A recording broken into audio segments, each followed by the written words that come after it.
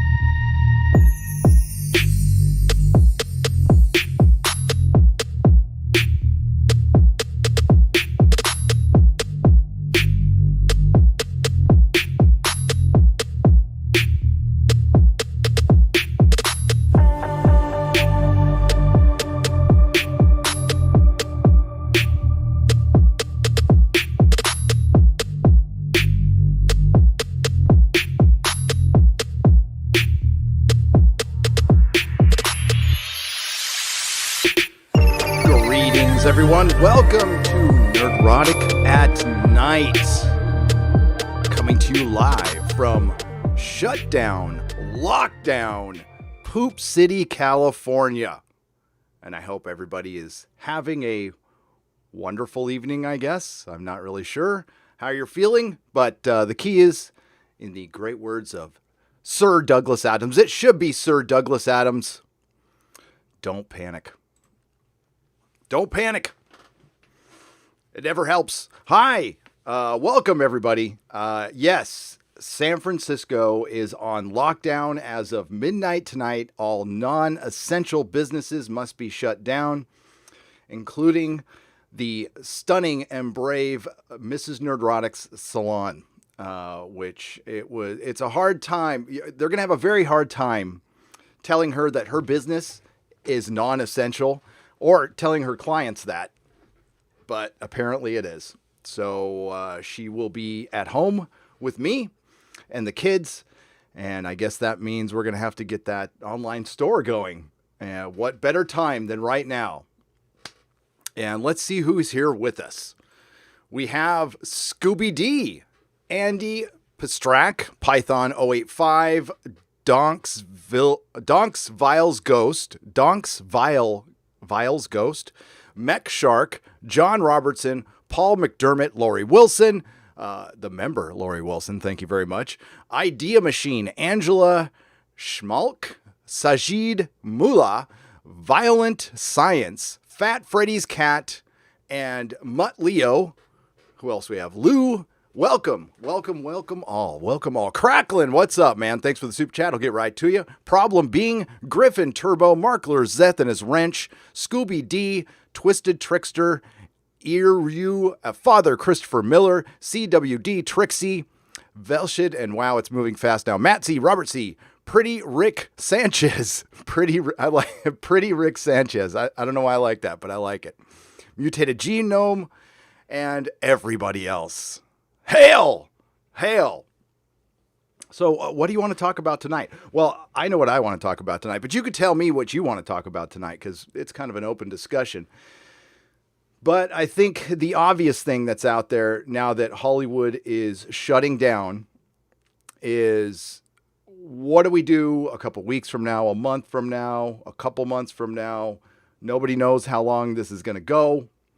But I'm taking it one day at a time, but Hollywood really has to be experiencing some regret right now. Just a couple of weeks ago, the streaming wars were raging. Projects were getting greenlit left and right for multiple seasons. Doctor Who had been commissioned, this is a rumor, by the way, had been commissioned to season 14 and season 15 with HBO Max, which does not exist yet. and they are currently working on it. And let me tell you right now, while they're working on these streaming services and trying to get the infrastructure built for those things, they are working around the clock. Disney Plus took years to build. And now that we've seen it, you probably respect what Netflix is. Because, I don't mean to poo-poo anybody's work on Disney Plus, but it is no Netflix. CBS All Access took years to make. That's not a very impressive service, and it's going to get absorbed into Viacom streaming service if there is a CBS Viacom, because there might not be. Everything is off the table now. All bets are off. Doctor Who season 14, 15, 13, who knows? Star Trek Picard season 2, who knows? It depends on how long things last, and it depends on what kind of shape the BBC and Hollywood is in when it's over. And it won't take long. I'm not saying the entire industry will come crashing down, but I'm thinking they're gonna trim some fat. And what better fat to trim than a very expensive TV show that is sinking in ratings and spent the last few years dividing its audience? This is what the Fandom Menace was talking about. This is what I've been talking about for years now. They have spent years dividing us, putting in their own personal brand of ideology, whatever it is, alienating your fandom, not practicing good customer service. The comic industry isn't going to survive this. Hollywood will survive. BBC, of course, they'll survive. They can, suck some more money from the public when it's all over, or they'll probably get a handout. And that's what I'm going to ask you, because Hollywood and the BBC are going to come back to us with their handout. You want to talk about non-essential. Now, honestly, how essential are they now? They are releasing movies directly onto their streaming services now, and bypassing the movie theaters that are going to have to close. So they screw over the movie theaters. They screw over all the people who work at the movie theaters. But I can't argue against it either, because a lot of us are going to be home. We're going to need something to do. Mrs. Nerdrotic brought this up the other day. There'll probably be a baby boom, I'm thinking, possibly out of this. And yeah, we'll just have to see. We'll have to see. These are very strange times. The only thing close to this that I've experienced was that famous date in September when everything shut down for a week or so. And it took a little while to recover from that, but we'll have to see. My main concern is my family, of course, and hopefully you guys are okay, because I don't want to alienate you. I want you guys to be okay. As far as San Francisco is concerned, I went out today to the gym for the last time for weeks, which sucks. I mean, that is part of my habit every day. I go to the gym, clears my mind, so I'm going to have to adjust, probably go walk around the lake. I guess we're allowed to go on hikes alone, but we're not supposed to gather in any way, shape, or form. Pharmacies are going to remain open, grocery stores, banks, those are essential businesses. Hospitals, of course. The hospitals are completely on lockdown. A friend of ours is about to have a baby, and she's a little freaked out right now. But she just went to the hospital to get a checkup. They wouldn't even let her husband in the building. He cannot come in until the labor is happening. So that's how serious they are about these things. There's plenty of entertainment. I think we, all of us, have access to YouTube, which is free. And I'm sure there'll be a lot of live streaming. I will be live streaming as much as humanly possible and providing videos for you. I'm going to try to make you laugh as much as possible. I have a video coming out tomorrow. I don't know if it'll make you laugh or not, but I'm going to try. And let me entertain you. I guess that's the thing. So, yeah, it's weird. It's weird. Melissa's doing okay. She's a little bummed that her salon is shut down. But, Melissa, she treats her clients with respect. Her clients love her. So they're going to come back when this is all over. Hollywood, the BBC, I hope they're doing a lot of thinking right now. I doubt it, but I hope they're doing a lot of thinking right now. Right up until the minute when everything shut down, they were going about their merry way, dividing, beyond fandom, dividing the general public, And I can't honestly say if it's good information or bad information. And as far as the information goes, I don't know what's good or bad. I'll echo the sentiments of my good friend Jeremy from Geeks and Gamers. That nobody has all the answers. Trust your instincts at this point. Yeah, I don't know. But when it comes to entertainment, which is what I cover, entertainment and pop culture, there's part of me, and I want to be honest about this, there's part of me that is very sad for a lot of people in Hollywood. There's a lot of collateral damage here. There's a lot of people who work script doctors, script supervisors, key grips, special effects people, people in metadata, a lot of people in post-production, the people who cut trailers, innocent parties in all this. They just went to Hollywood to follow their passion, do something they love, and they wanted no part of this divisive nature that has been coming from Hollywood, this, the partisanism that's been going on. They're going to suffer. They're the ones who are going to suffer. They're going to lose their jobs.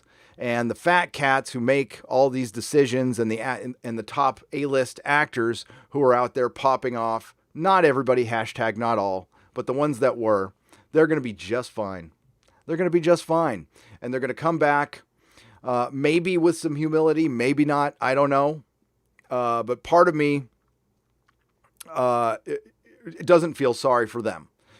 I do feel sorry for the innocent parties in this, and I don't want to make it sound like I'm wishing them any ill, and I don't want them to lose their jobs. We just wanted Hollywood to represent all of us under the guise of inclusivity and diversity. They were truly dividing us. They were being racist. They were being sexist.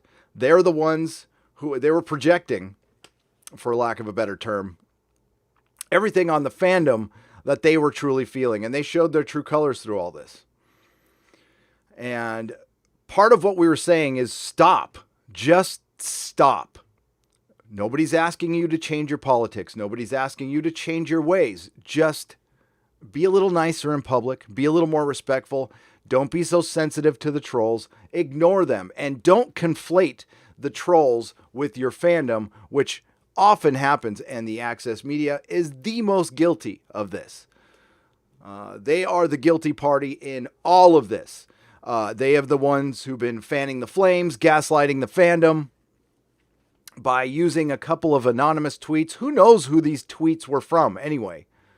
Do you think it's beyond the realm of possibility that somebody wanted to build a narrative and they went out on Twitter and they couldn't find that narrative, so they created that narrative? I'm just saying it's a possibility. I'm not saying that's what happened. I'm sure some of these evil tweets were genuine, but the vast majority of any interaction that any actor has, unless they pop off, is probably pretty positive, or somebody giving constructive criticism. Yeah, people can be salty on the internet. It's the internet. You're supposed to be a professional representing a billion-dollar company, by the way. And the billion-dollar companies didn't do anything about their employees. And the billion-dollar companies signed off on this. And now the billion-dollar companies are going to pay the price. And hopefully, with some of these companies, hopefully the taxpayers aren't going to pay the price, because I am not down for any kind of bailouts for anything non-essential.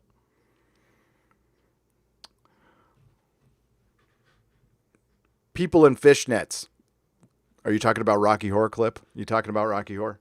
First thing I wanted to bring up is this is bad news. Now, we give Batwoman a lot of shit around here because it's a terrible TV show. It's awful. The scripts are awful. Well, there's no scripts.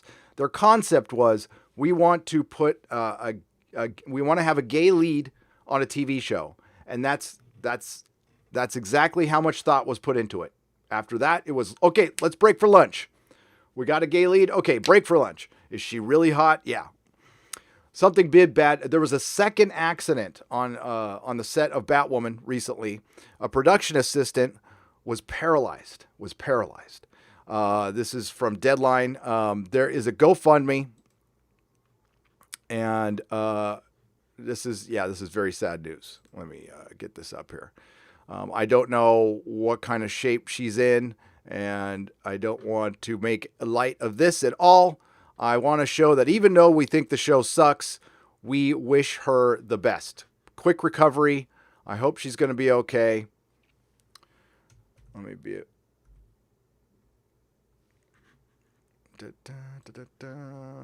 Okay, here we go. A production assistant working on the CW's Batwoman has left paralyzed from the waist down after suffering an injury on the set of the Warner Brothers TV-produced superhero drama, which films in Vancouver. Amanda Smith, 30, she's only 30, was working below the Georgia Viaduct in Vancouver during a location shoot set up on March 11th when the bucket of the lift lowered onto her head. Oh my fucking God. According to the GoFundMe page. All right. Yeah, and I don't mean to drag everyone down, but again, I want to call attention to her GoFundMe page. Okay, so, hey, I know times are tough and everything.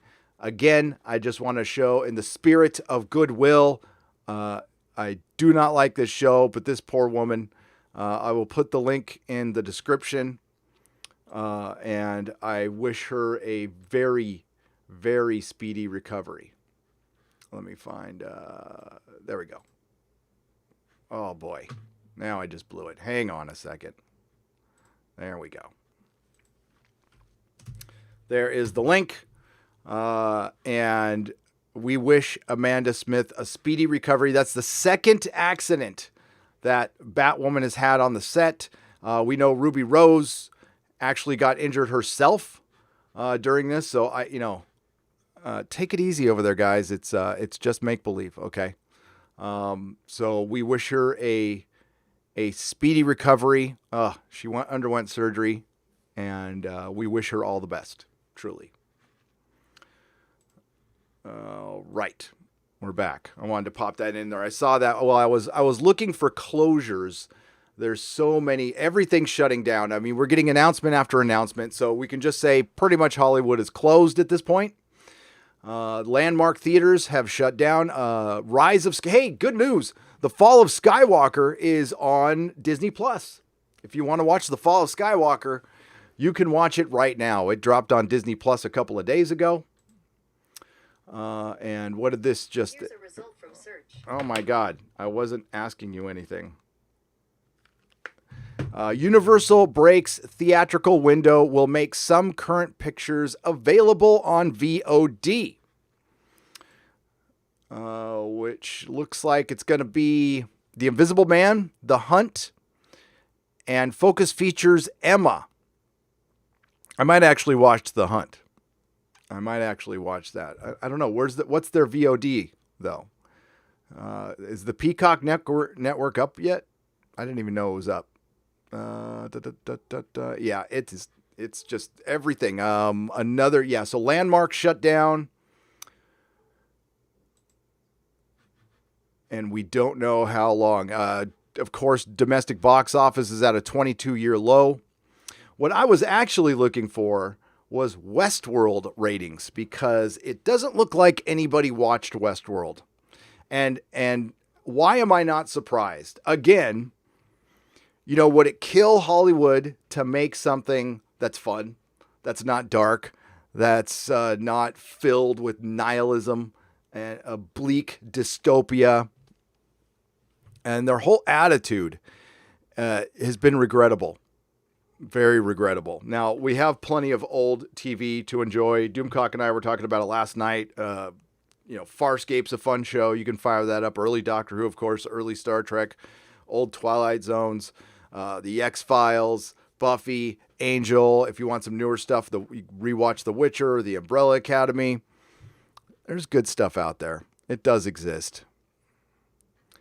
But yeah, I don't know. I'd rather talk to you guys. This is all bad news. This is just all really bad news. But yeah, let's get to you guys. And as far as Doctor Who is concerned, I spoke with my friend today, and layoffs are coming. So I don't know if my friend is going to have a job. There's that. We'll see how long this lasts. The answer is it depends on how long this stuff lasts.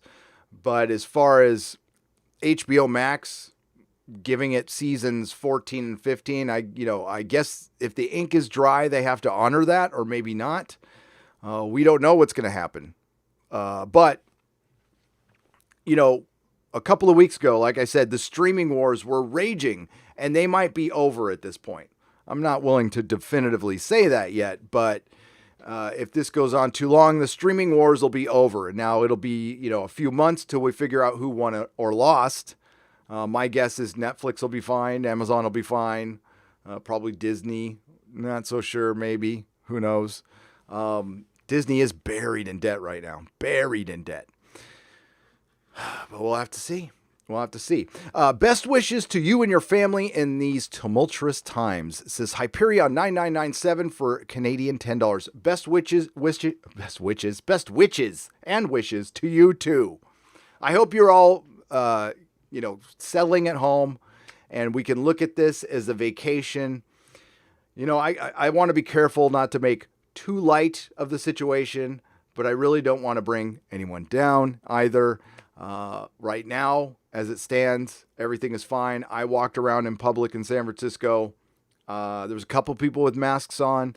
Target, props to Target for being completely stocked with everything, including toilet paper. Yes, there was toilet paper. There was coffee. There was food.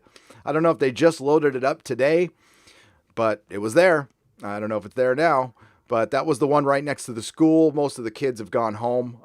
They've got, we're right around spring break anyway, so a lot of this stuff was going to shut down anyway. And that's the philosophy at my kid's school. He was about to go on spring break, so they just gave him an extended spring break. And we'll see what happens. We did hear that, I can't pronounce his last name, but Kristoff, Tormund Giantsbane from Game of Thrones has it.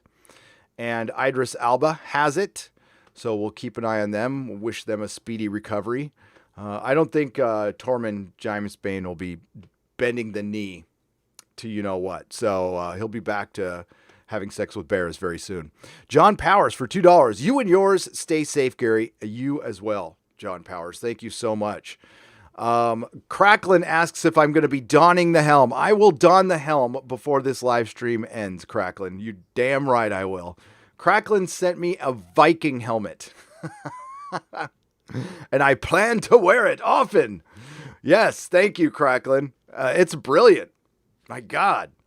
Yeah, that thing is badass. Thank you for the $1.99. Hunter Rose for 75. I believe that's Filipino pesos. And a little cat saying, "How's it going?" It's going well. I'm actually in a pretty good mood today. Considering it was so as far as Melissa's salon closing down, we knew for a couple days. She's got connections and stuff, and we knew it was coming. I didn't think it would come this soon though, and we don't know how long it's going to last. Now I'm assuming every town is on lockdown. Is your town on lockdown out there? I don't know if if Orlando is, or I heard New York is. So I would assume that everybody else is. It's good that San Francisco's locked down. This place is, as far as California cities are concerned, we're very compact. The house next door to me is 3 feet away. It's like this much between houses. There's not a lot of space.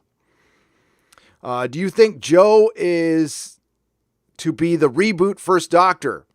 Problem being for $1.99, no. Well, they've come out and denied it. And I saw an article today that fans were demanding that she do Big Finish.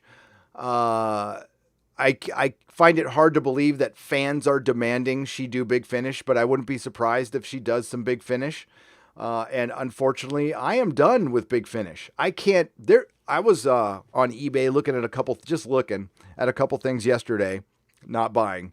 And I saw some vinyl soundtracks, and Big Finish has put some of their stories on vinyl, which is cool as hell, but it's got that logo on it, and I just can't buy it. Because what's in that logo. It's the female symbol is in the logo. I mean, we should have known right there. We should have known right when they did that logo. It's so frustrating. It's so irritating. And you know what? It's just dead now. Doctor Who's dead. There's no way it can come back. I find it very hard to believe that if this, whatever it is, goes on for too much longer, that they're going to give that show a bunch of money to go out and fail. I mean, they're going to have to tighten their belts, trim the fat, think of any cliched term you can think of. That's what the BBC and Hollywood are going to have to do, especially the BBC, since they rely on public funding. I would imagine there's going to be a lot of cuts at the BBC now. I wouldn't be surprised if the license if the license fee is done away with at this point. Wouldn't this be a perfect time to get rid of the license fee? Isn't it an unneeded expense from the British public, who's probably got to prioritize a lot of other things right now? So if I was Boris, I mean, he's a busy guy, I would recommend suspending the fee right now. Keeping, I don't know, do we want to keep the BBC rolling on the news aspect? I guess we need the news. I wish they would be neutral and just provide us with information that we need, because we need them right now. We need the mainstream media to be the mainstream media. We need them to serve their, they've been killing time in between crisis, and we know how much they love a crisis. Oh my God, they get giddy. Look at some of these people. Look, I tuned in for a minute. I can't stand it because they try to put on these, it's a very serious time right now, but you can see that they're giddy about stuff like this. And, the one real thing I would like to say, I'll be more open about this stuff when we, Doomcock and I are doing the Exozone on Thursday. So we will talk about the, what. I don't really want to talk about it on this channel because we got a little message from YouTube today that there will be fewer people to manually go over videos. So the bots are going to strike down content. And apparently that happens a lot. And there will be no manual reviews. So they said, sorry, it's going to stay down. So we're on our own. So we need to be very, very careful on YouTube over the next week. Because if it gets struck down and we get a strike and there's no way to fight it and there's nobody manually there. So unsolicited advice to YouTubers, be very careful with the copyrighted stuff. And because it could end a channel. But that being said, I'll be more open about it on Nerdrotic Live on Thursday, and we can discuss anything. Anything's on the table for that one concerning what's going on. Here, not so much. But I do want to say that, again, I'll repeat that I will not be contributing to any fear porn BS. Be concerned, be aware, keep your head in a swivel. All right, keep your head in a swivel. But I'm not. I'll use I statements because I assume that you guys are smart, responsible adults. So I'll use I statements. I will not pass any bad information or any questionable information or any information unless I know it's a fact. I'm probably going to keep it off my Twitter or my Facebook completely. That's not the purpose I serve. I am not a news agency.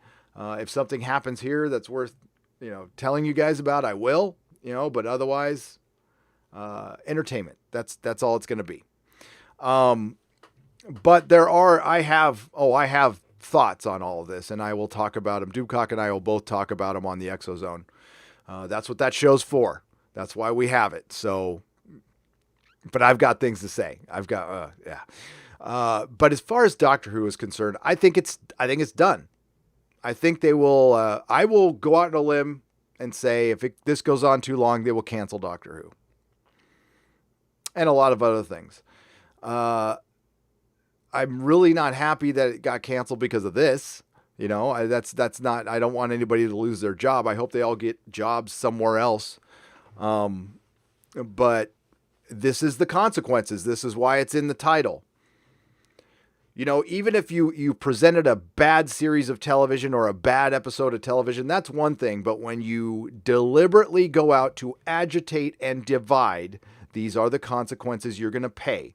And you have to, one of my philosophies in life is shit can always go down at any minute. We never know. There is no such thing as a safe space. We're never truly safe. I mean, what separates us from the outside? Some glass and some wood. But I mean, generally, I am fortunate enough that I was born in a pretty great country. And when I was walking around today and they're putting the city on lockdown, people were smiling. I went to the bank, said hi to the guys, wished them, I wished them well, told them to be safe, and they smiled, and that was it. Everybody was being courteous, and we were just going about our day. It wasn't mass chaos. We weren't fighting over toilet paper. We were just chilling. No, I didn't even see any road rage today. Not a single bit of it. So I'm not saying it doesn't exist out there, but for the most part, I think people are being calm and cool and collect, and that's good. That's a good thing. Hey, Gary, I actually got a notification for this live stream for the first time. Whoa. Son of the Wolf for $12. Thank you. First, glad I could catch you live. You're an absolute champ. Oh, well, thanks. You're a champ too, son of a wolf. Yeah, the notifications haven't been going out lately. I know this because Mrs. Nerdrotic didn't get one the other day. RJ the Good for 2 Canadian pesos. Gary, do you think the Orville will be affected? Yes, it will be effective. It will be affected. I would go as far as I would imagine it probably will get delayed. I don't know this for a fact. This is just my speculation, but I don't know if they were still shooting. They were shooting a month ago when I went and did the set visit. So I would imagine, just like all the other shows, everything's going to get delayed. Absolutely everything. Doctor Who's going to get delayed. If it's still around, season 13 is going to get delayed. And I wouldn't be surprised if it's the last season, like I said. They were supposed to go into production later this year, but since everything else is being pushed back, that's going to push Doctor Who back. So I wouldn't look for any new Doctor Who for a year and a half, maybe 2, which, I mean, then it's really dead. It's really, really dead. Orville, I don't know how much was in the can, but I imagine it will be affected. Will Star Trek Discovery be affected? I imagine so. It's in post-production right now, I believe. They just wrapped filming in February, meaning they're in post. They sent all those people home. Some people can work from home. That's possible. But I don't know if you can do like full-on effects at home. You can do a little stuff, metadata and stuff like that. But and Star Trek Picard season 2 will get delayed. Kapla, my man, nothing against you or the Fandom Menace, but I'm tired of hearing, why don't they understand? Hollywood fully understands. They just simply don't care. The Price is Right review for $5. Most of them don't care. I would say it's 50-50 on that one. I think there's a large portion of them who don't care. And I think there's another portion who, what we say, okay, and we're parsing words here. I kind of agree with you. But this is what they don't understand, Price is Right review. What we're in right now is what they don't understand. This is what we were warning them about. Not that we knew this kind of a crisis was going to come down, but an economic downturn, just sentiment changing in the general public because trends shift. This is what we were warning them about. You're burning up goodwill, and you are not always going to be on the top. Genre is not going to always be on the top. Woke politics is not going to be on the top, at the top. Shit changes. Now something changed very quickly, like in the bat of an eye. And this is what they don't understand. No, I know they don't care, but they do now.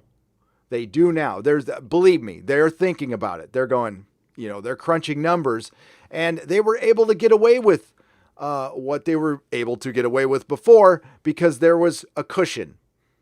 There was a big cushion, a big fat monetary cushion that they were arrogantly lounging their asses on, and that cushion is gone. So that's what they didn't understand, and that they're going to understand today. Will they care?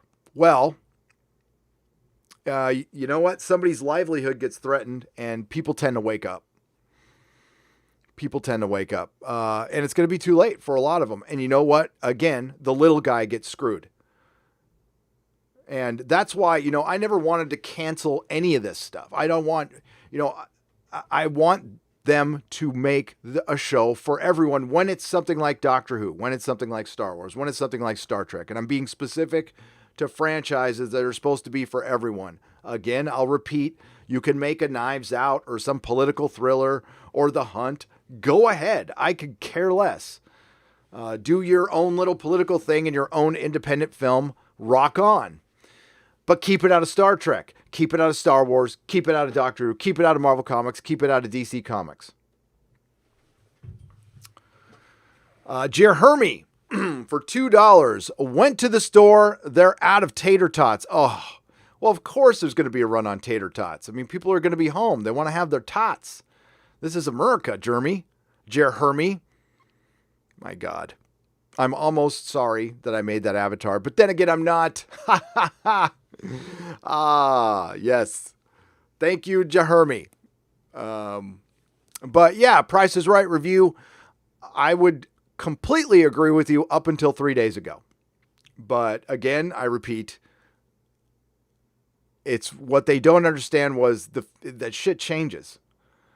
And, again, a lot of the people in the access media, a lot of these actors, they're younger, so they haven't lived through many cycles.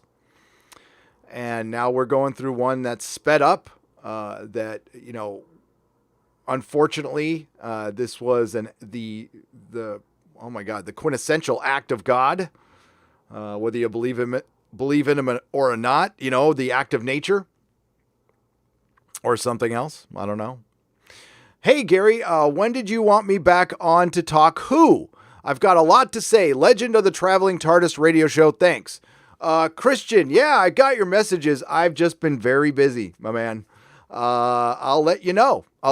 Thank you for the $5. I appreciate it. Yeah, and check out the Legend of the Traveling TARDIS radio show. It's kind of a day-by-day thing right now, Christian. Anything I have planned is kind of off the table, and I'm restructuring the channel, both channels. I've got a few things I've got to get to first before I get a big old planned thing. But yeah, maybe soon. Corey S. for $10. Could you give us recommendations or a list of movies to watch over the coming weeks? We're all going to have a lot more free time. Could discuss them too. Well, yeah, I would recommend Corey S. Thank you for the $10. Let me see. I might have a list that I can pull up for you guys.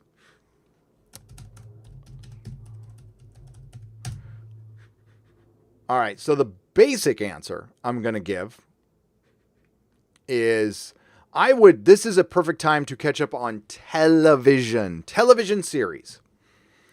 And what I will be discussing in the very near future, as a matter of fact, I don't know if Mahler's out there, but Mahler and I were supposed to talk about Buffy. And I think this would be a great time to talk about Buffy. So if I'll DM him, see, I haven't talked to Mahler in a little while.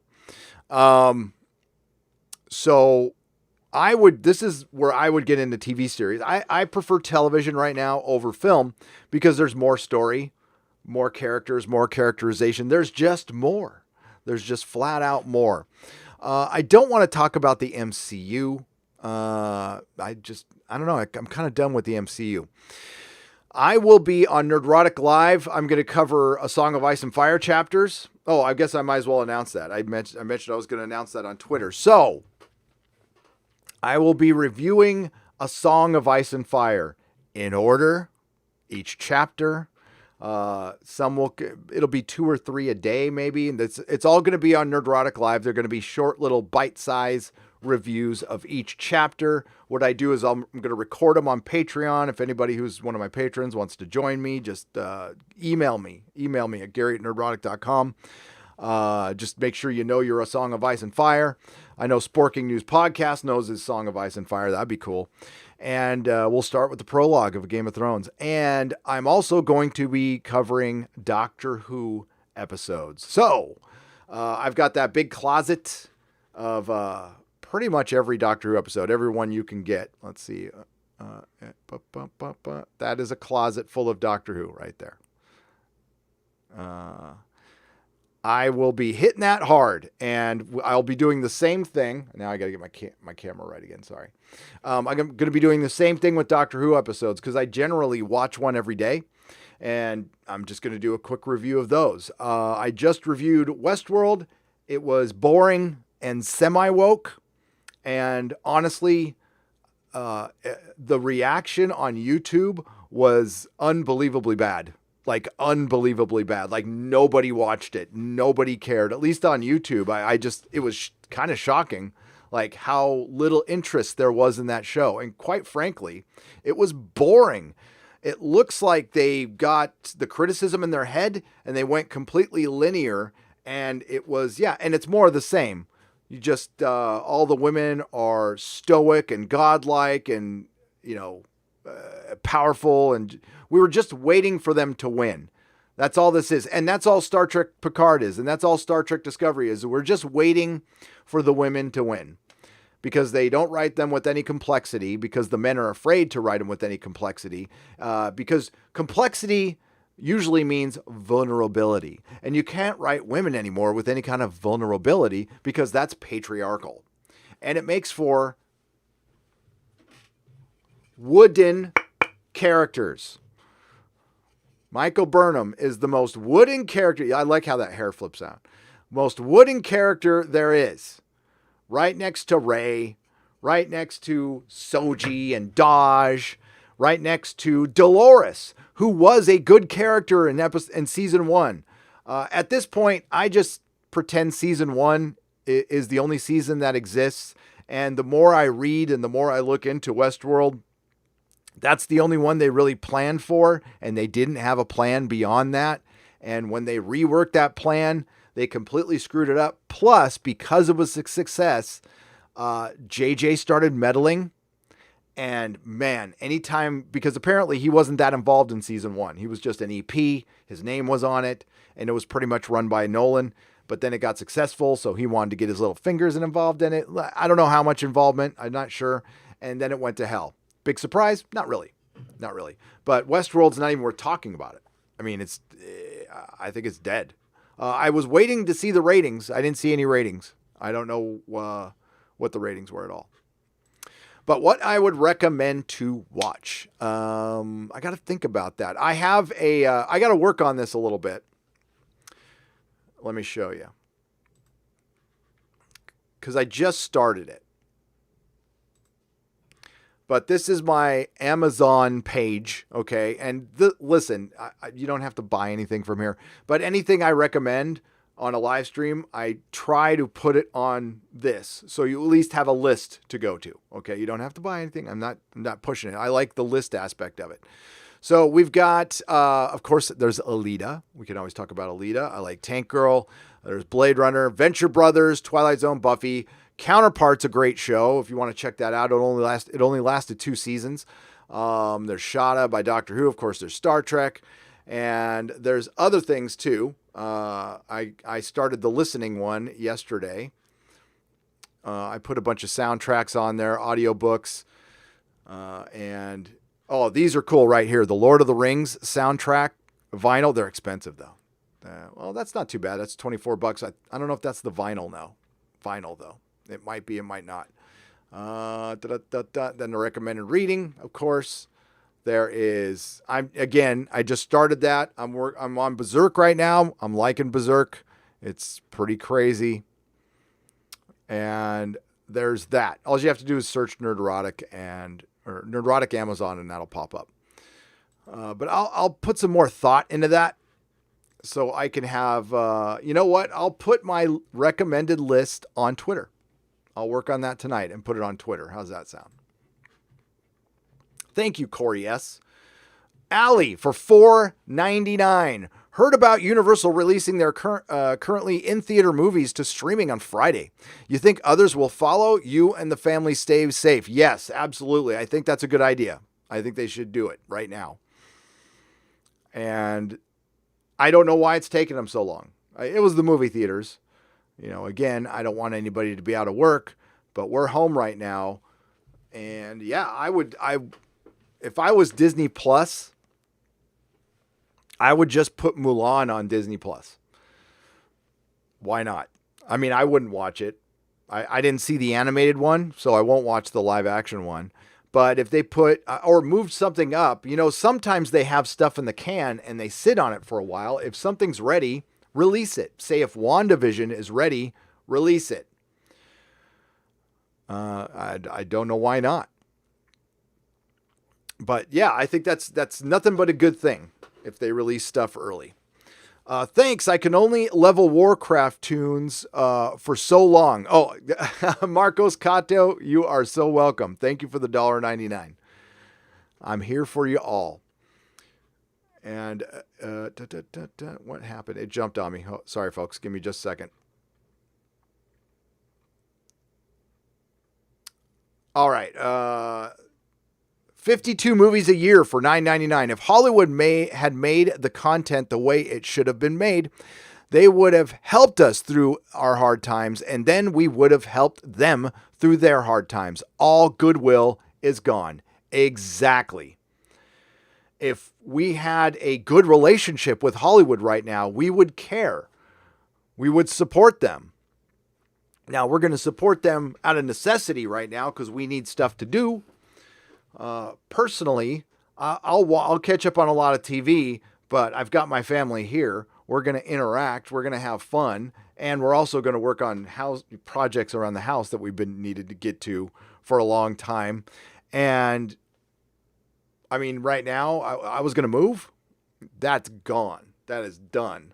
I'm not going to be able to sell my house for a long ass time. So I'm grateful I have one, but I'm here for the time being. So there will be no disruption here at Nerdrotic anytime soon.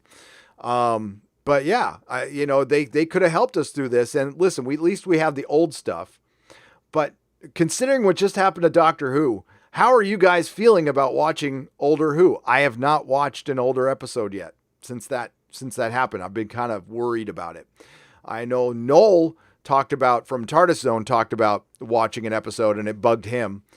Now, it did bug me when I was watching Empire Strikes Back at the gym. Rise of Skywalker and everything that went down with Disney Star Wars did affect my viewing, and that's something I got to work out in my own head. Frankly, the Star Trek stuff doesn't affect the old Star Trek stuff at all. It's so separated. Star Trek Discovery or Star Trek Picard does not affect my viewing of old Star Trek. But Doctor Who, getting into the DNA and then pissing all over it, yeah. That's why, my thumbnail is it's artistic expression. It's how I feel about Doctor Who right now. Little Jodie is just a little prize with her little butterfly wings and her happy birthday girl, because it's supposed to be so cutesy that a 40 or 35-year-old woman is in a little girl's dress.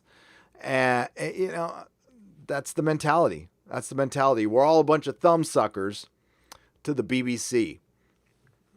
And again, I repeat, get rid of the license, Boris. Sack it right now. Get rid of it. It's an unnecessary expense for the British public. I'm looking out for you, British public. I know it's awfully late, and there's probably not a lot of Brits here, but I love you guys. And I promise I will be there September, October. I'm going to be there. And we're going to be there for 2 weeks. 2 weeks. And the only reason we didn't come out is we didn't want to get stuck. We probably would have got stuck, and our kids are here, and I don't want to be separated from my kids for too long. That would make me crazy. So, they'd probably be fine, but because, Nerdrotic Jr. has Nerdrotic the Tall here. I have an adult son, for those of you who are new to the channel. I have 2 boys. One of them is Nerdrotic the Tall, because he's tall, and the other one is Nerdrotic Jr. One is 23, the other is 14. Gary, what's the name of your theme music? I presume it's from YouTube Music Library, but I can't find it. And Shazamming it only shows no names who plagiarized the song. What a bunch of... let me know for my iTunes metadata. Yeah, of course. John T. Levine. Oops. I got to put that on the website somewhere. The name of the song is Beam Me Up. So just search Beam Me Up. It'll come right up in the YouTube Free Music Library. And if you can't find it, I'll send it to you. just or hit me up at Gary at Nerdrotic.com. If you can't find it, I'm sure it's there, though. I know it's there. I started rewatching 80s movies. Cinema was fun and optimistic back then. Wasn't it, Grimy? For Australian $5. I hope you're doing well in Australia, my friend. Yes. Yeah, okay. So, movies. I'll spread them throughout the live stream. Big Trouble in Little China. If you want go-to 80s movies, Poltergeist, Doomcock and I talked about it last night. Big Trouble in Little China, They Live. That's 3 movies. That's half a day of just pure joy right there. One of my favorite all-time movies ever. I mean, anything by Terry Gilliam, pretty much. Anything early Gilliam. Yeah. Hang on. I just lost my train of thought there. Hang on. God dang, I hate brain farting like this.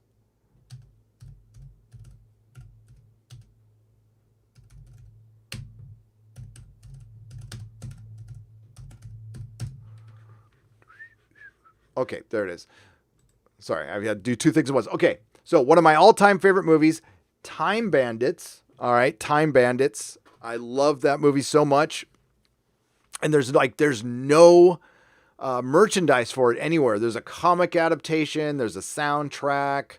But there's no like toys or anything. There's a map. There's a map replica of the map that I have somewhere. I don't know where it is. But Time Bandits, anything from the 80s, Dark Crystal, that's pretty cool. Legend, yes, I like Ridley Scott's Legend with Tom Cruise. I know a lot of people hate that movie. I freaking love that movie. There's lots of good stuff from the 80s you can watch. George Orwell for $4.99. I wonder if Disney thinks about the billions it left on the table. I think the shareholders will. Yes, they will. Disney is fucked. They're fucked. And they fucked themselves. And I want to say, Bob Iger, you're a coward, dude. You're a straight up coward. Don't even bother running for president, because most people with a brain in their head, and I've got 4 eyes, but you have 2 eyes, can see that you saw this coming and you bailed out. And Jeremy brought this up in his video, rightly so. You want to be a good leader. This is your time to shine, buddy. You know what? You could have won the presidency if you stayed and you weathered Disney through this. You might have, I mean, I never thought he had much of a chance anyway. I doubt he'd even get out of a primary, to be honest with you. But if he would have taken Disney through this and it was still around, people would look at that and respect it. They're not going to respect this. I have no respect. I didn't have much respect for the guy to begin with. I always thought he just came in and bought shit. I think that's pretty easy to do. I think it's pretty easy to recognize that Pixar was making more money than Disney. Better buy them. Marvel that was a good deal. It was on the upswing, but it was still affordable for that kind of a company with that many characters. Unfortunately, they're going to screw that up too. And as time goes on, you're going to see all Disney does is buy stuff and screw it up. You succeed for a while. And I'm sure they're hanging their hat on the MCU right now. They had little to nothing to do with the MCU. The MCU was started by people who were passionate about the project. They had Kevin Feige, but they also had Edgar Wright was involved, Jon Favreau, Joss Whedon, and there was like a little cabal of comic fans who helped build this from the ground up. And they had comic people involved. And yes, Ike Perlmutter, who everybody demonizes, he helped start this with Kevin Feige and Paramount. And they got it through that first phase. Disney didn't take over until after Avengers. I believe Kevin Feige fully took over the MCU around Civil War. And honestly, I'd say it's been hit or miss since then. Their peak year was Guardians of the Galaxy and Winter Soldier. Both came out in the same year. The 2 best movies. Avengers being another one of the best movies. And it's on a decline at this point because they decided to fill it full of woke politics. And I don't care about the inclusivity and diversity. The Marvel Universe is inclusive and diverse. And if you, I'm sure people don't think so, but those are mostly Google fans. The fans who haven't actually read the comic books. They've been diverse for years. and that one gets old. But yeah, they're in trouble, and I'm reminded Geeky Candy told me the story, and just I don't know. Sorry for the repeated information, but she was telling the story that they had this big board meeting at Disney, and they spent half the meeting, half the day, on diversity. And I got to ask again, how much did you spend on crisis management? On potential crisis? Probably none. I'm guessing none. So now we know why Bob Iger looked like he was about to cry during that press conference with Bob Chapek, because he knew his presidential aspirations were flying out the window because he was a coward. And honestly, I'm always suspicious of somebody who, I mean, if you look at Bob Iger's appearance, his outward appearance, every time he goes out in public, there isn't a hair out of place. Everything is creased and ironed. And like, this is the kind of guy who would crease his jeans. You know what I'm saying? Crease his jeans. No, that's the kind of person I just don't trust naturally. Sorry, I just don't. And yeah, I think he had a little come to Jesus moment and realized that he doesn't have it to run this country. He could run a big corporation that practically runs itself. I'm sure he's a good micromanager and manager, and that's what probably makes him a good CEO. He could say yes or no and drink a cup of coffee with the best of them and schmooze and bullshit with some big wigs. That's part of the job. But Disney, is God, there's millions of divisions with millions of department heads, not millions, thousands, hundreds. It runs itself largely, and that he's a good figurehead, and he's a coward. So Bob Chapek is there to, God, what did Lady Gravemaster said yesterday that she heard that he might be gone? That would be so bad for Disney. If they went through another CEO during this, it's over. That's over. They cannot do that. Bob's got to stick it out, man. Bob 2.0's got to stick it out. Yeah, Disney's in trouble, George. And you know what? They have themselves to blame. I'm not saying this would have been great for them anyway, but I'm betting Hollywood, the BBC, Disney, CBS are all regretting they burned through so much capital and goodwill. Matt G sends a unicorn. That's left over from last night. And that's because the unicorn, it's a phallic symbol. It's a phallic symbol. Thank you, Matt G, for the rainbow phallic symbol at $4.99. I appreciate it. A new member, Greg Hudson. Welcome to the proto-molecule level. Thank you, my friend. I appreciate it. Look at that smiling face right there. You look familiar, Greg. You look like a dude I used to know, but his name wasn't Greg. His name was not Greg. His name was Josh. Lunar Wolf for $5. Rewatching Buffy to stay indoors. Thanks for reminding me about it. Takes me back to high school days. LOL. Used to crush hard on Sarah Michelle Gellar. Hail Gary. Sarah Michelle Gellar was, she's a very beautiful young lady. And she still is. And we love Buffy. We do. Yeah, it might not be a bad time to rewatch Buffy. See, what you do is you rewatch it. There's a couple places online you can go and find the order to watch Buffy and Angel. Pretty much as soon as Angel departs, you can start watching Angel, and you kind of go back and forth between episodes. It's kind of like what you do with the Song of Ice and Fire, because Dance with Dragons and A Feast for Crows were one book split into two. So there's the boiled leather version of that book, or there's the Feast. What is it? A Feast for Dragons? A Feast for Dragons list as well. It's the end of the world as we know it. And it says hashtag SFH. I probably should know what that means. And tell me, what is hashtag SFH? I probably should know it, but right now I don't. Captain Spire, just let me know in the chat. But yeah, it's not the end of the world. It's not. Not yet, anyway. Now, there's always the sweet meteor of death, Smod, that's out there that could come and end it. But yeah.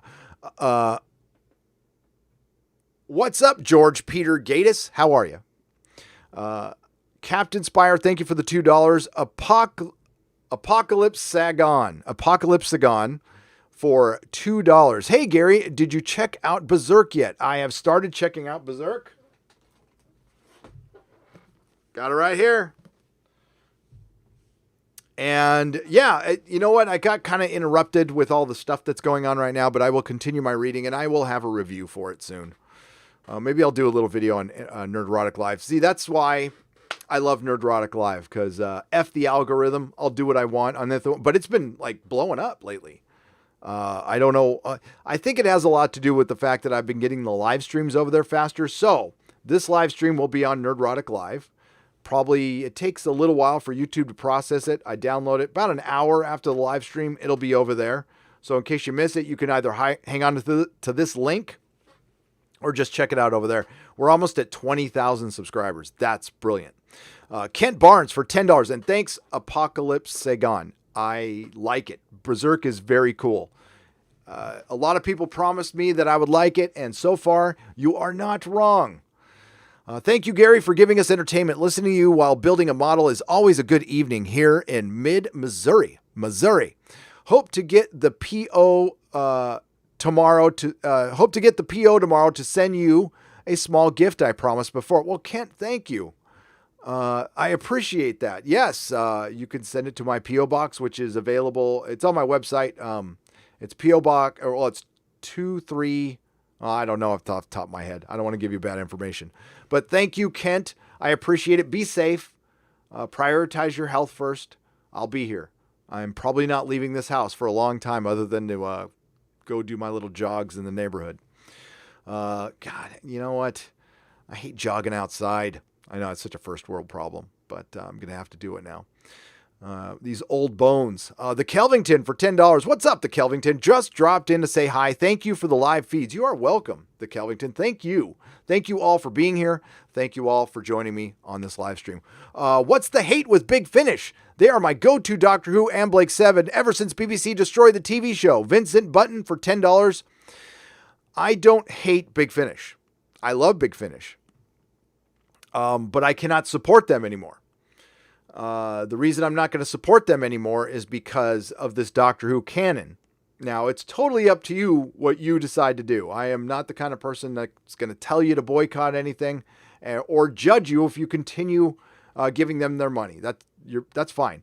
It's been a very good organization. I have nothing bad to say about anybody who works there. I have nothing bad to say about anybody who works at Big Chief.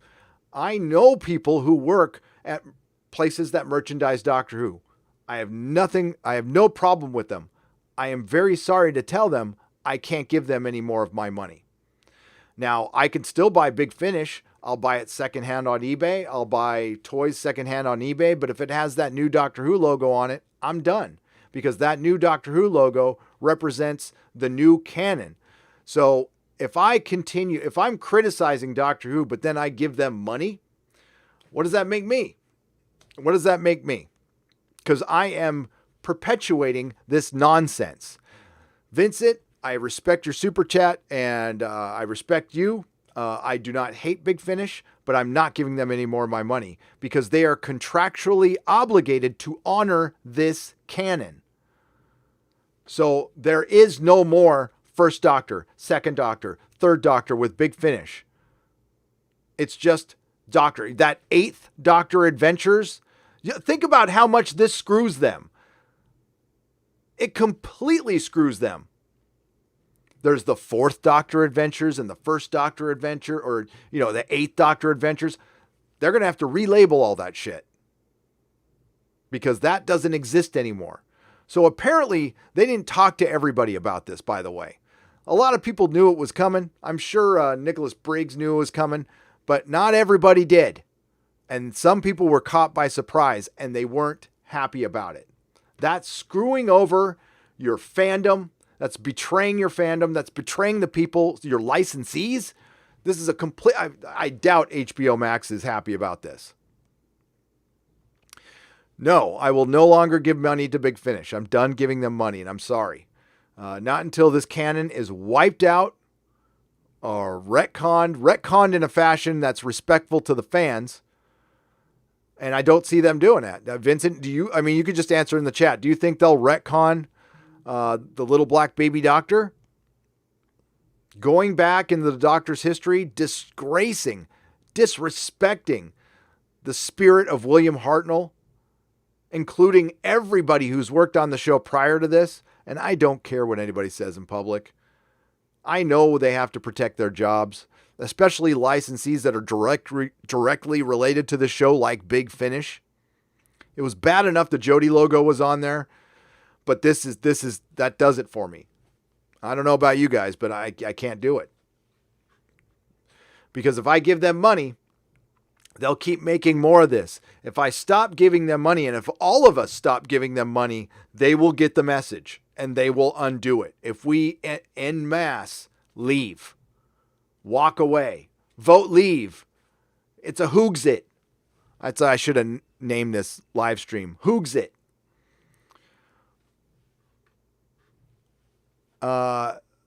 Saldrin, TJ for $10.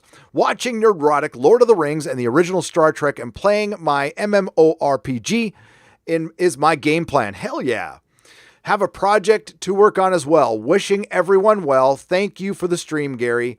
Saldrin, thank you very much for the $10. And yes, oh please, Lord of the Rings. You want to kill a day? Watch the extended versions of Lord of the Rings, and then the next day, fire up the special features. And it's like Old Yeller. I challenge you, especially if you watch the special features.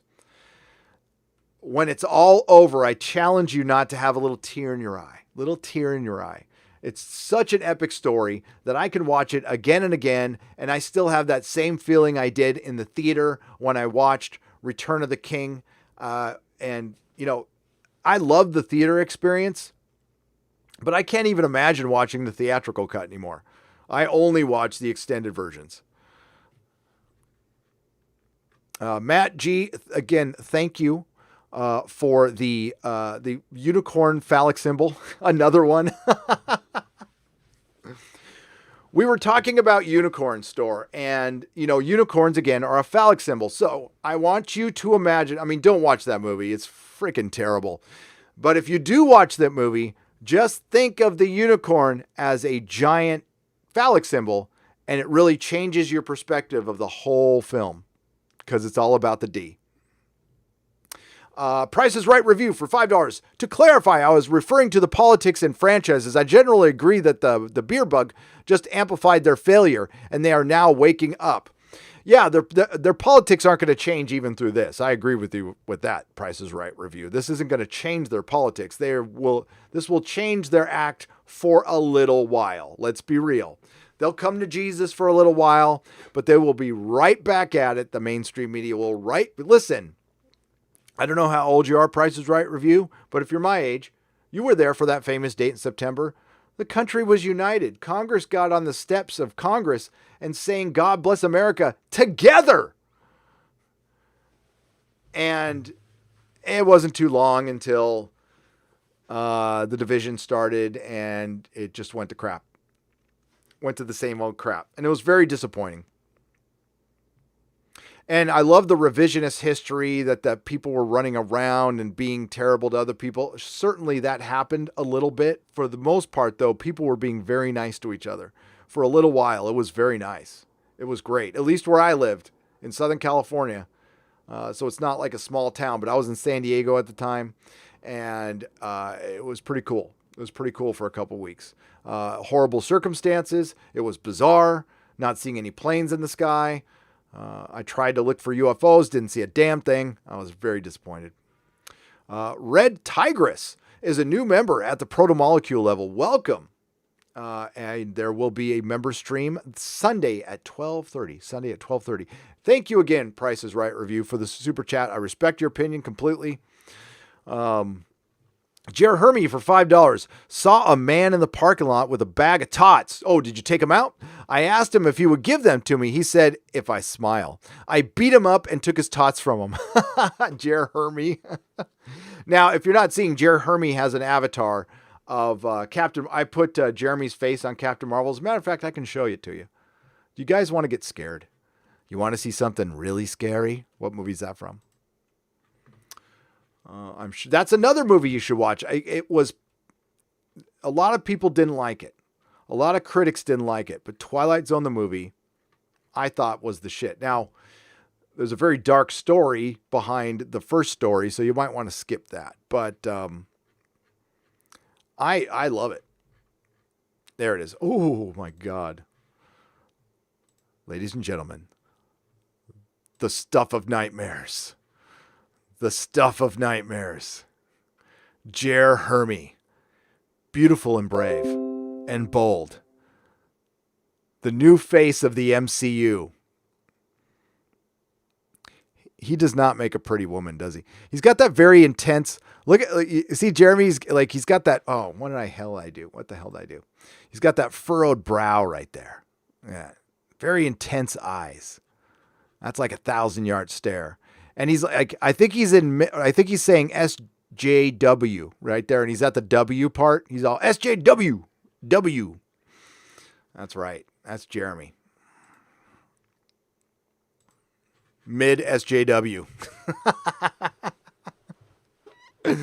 I love it. I love it. Thank you, Jer Hermy. Joe Voss, reading A Song of Ice and Fire right now. Can't wait. All right, Joe, let's do this. Let's go through the whole friggin' book. I mean, all of them. What I can do is probably do a couple chapters a day. Why not? So I'll read a chapter and I'll give you my thoughts on it. I have my notes for the prologue right here. Oh my God. You know what I found? I was going through some old stuff and I found my original treatment for the comic book. I did a couple comic books. For a comic book I did, which you'll never see. It'll never see the light of day. No GoFundMe's for me. No, thanks. No. By the way, there will be a store, though. There will be a store. It's going to be my version of Mug Club, and Mrs. Nerdrotic will be working on that, and I'll talk about that in a second. But I did a comic book called Dark Legion. It's a story I've been thinking up in my head since I was a little kid. It changed like 1,000,000 times. What was the original inspiration was... It started out as just like a basic generic superhero, and then it morphed, and then I dropped acid one night when I was 16 and like thought up this whole plot for a dark... I love cross-genre. I love crossing genres. So it's supposed to be a dark fantasy superhero science fiction story spanning the ages. It's way beyond any of my ability to write, to be honest with you. And it might be a horrible concept, and maybe someday I'll read it to you, or maybe later in the live stream, I'll read you what the beginning of the whole story is going to be. But essentially it was supposed to be, so superhero, horror, dark fantasy, and the superheroes are all based on, well, one of them is based on a universal monster, but it's supposed to be based on traditional spooky monsters. So like Frankenstein, a ghost, and a witch. And so one of the superheroes is Opal, and she's a witch. Her ability to speak any incantations or spells was removed because they removed her vocal cords because patriarchy. I was way ahead of my time back then. Oh, speaking of ahead of my time, one of my characters was gay. Yeah, that's right. But that's because he was a sailor. So I was being kind of stereotypical. This is freaking 80s. Give me a break. But he's called Mist, and he was part of the Philadelphia experiment, and he got caught up in that, so he's trapped in between two dimensions. So when he forms, it feels like a mist. It's not really a mist, but it feels like it.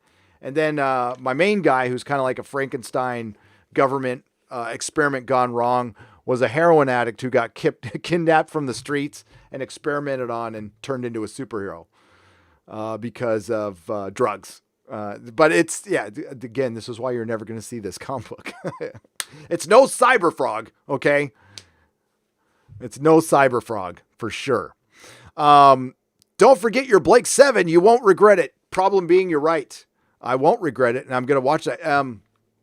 Should I get into the old Big Finish Blake 7 stuff too? Because I found a collection on eBay.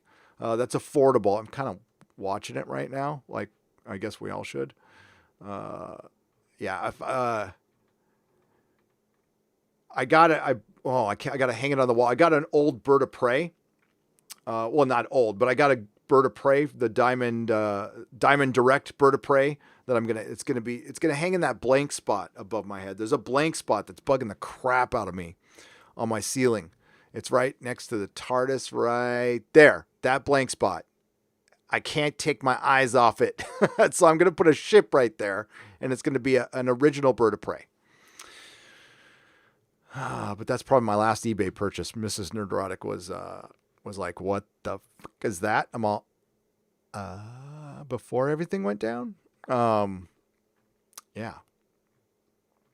All right. Problem being, thank you again. Reed Polentia. Am I saying that right? Polantia? Thank you, Reed, for Australian $10. There can be no deep disappointment where there is no deep love. Oh, wait, let me repeat that because it's Martin Luther King's quote, so I don't want to screw it up.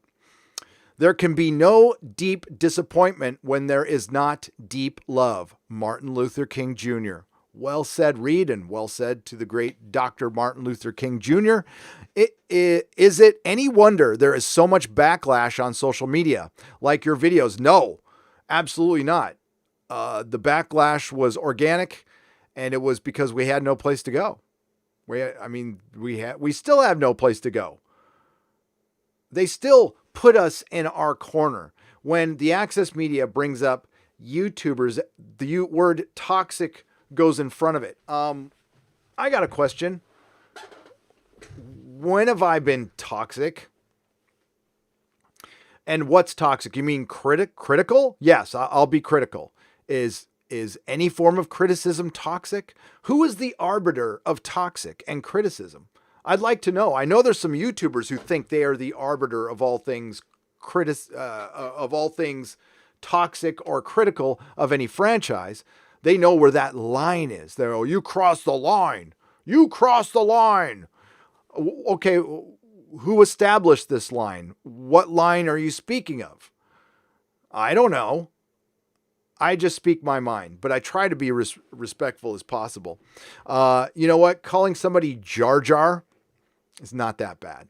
It's really not that bad. I have been called much worse. And you know how much it affects me? Not at all. Not at all. I think Jar Jar probably gets a good laugh that he's called Jar Jar. I'm thinking that guy's confident enough for that not to affect him. I mean, look at him. He's got $500 million in the bank.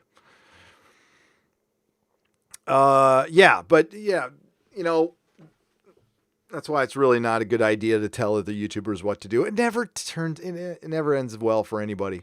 Anime tolerant? Try Macross Frontier. It's Gundam meets Star Trek, Ender's Game, and Top Gun. It's hard to find, but closer by than you think. Oh, some nobody. Well, thank you.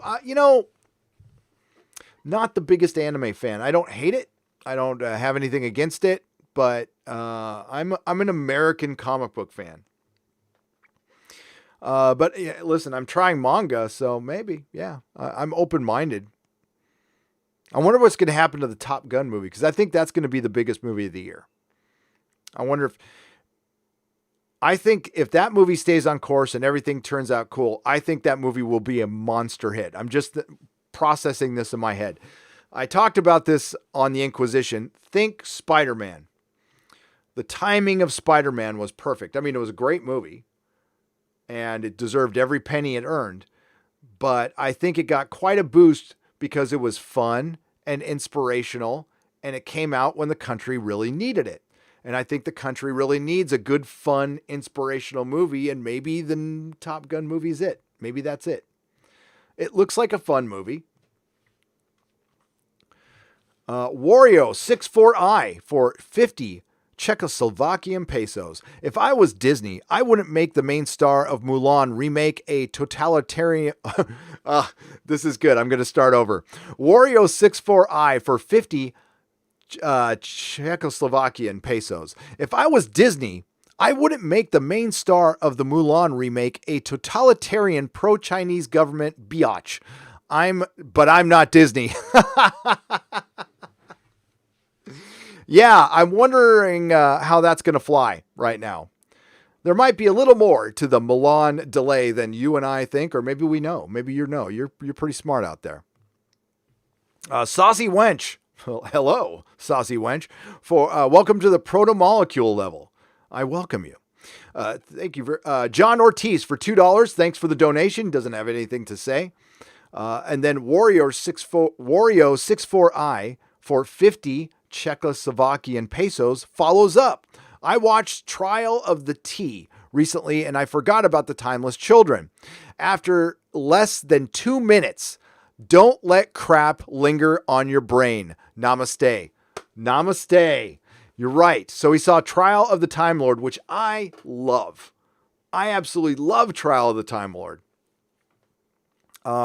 Christian, I did a podcast with you on that one. We talked about the Valiard, and it was with Christian from the Traveling TARDIS, and it was fun. It was a good time.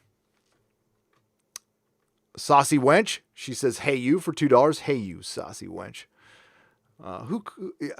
You're our wench. I mean, not all wenches are bad. Actually, wenches are good. To be honest with you, I much prefer a wench to a princess any day.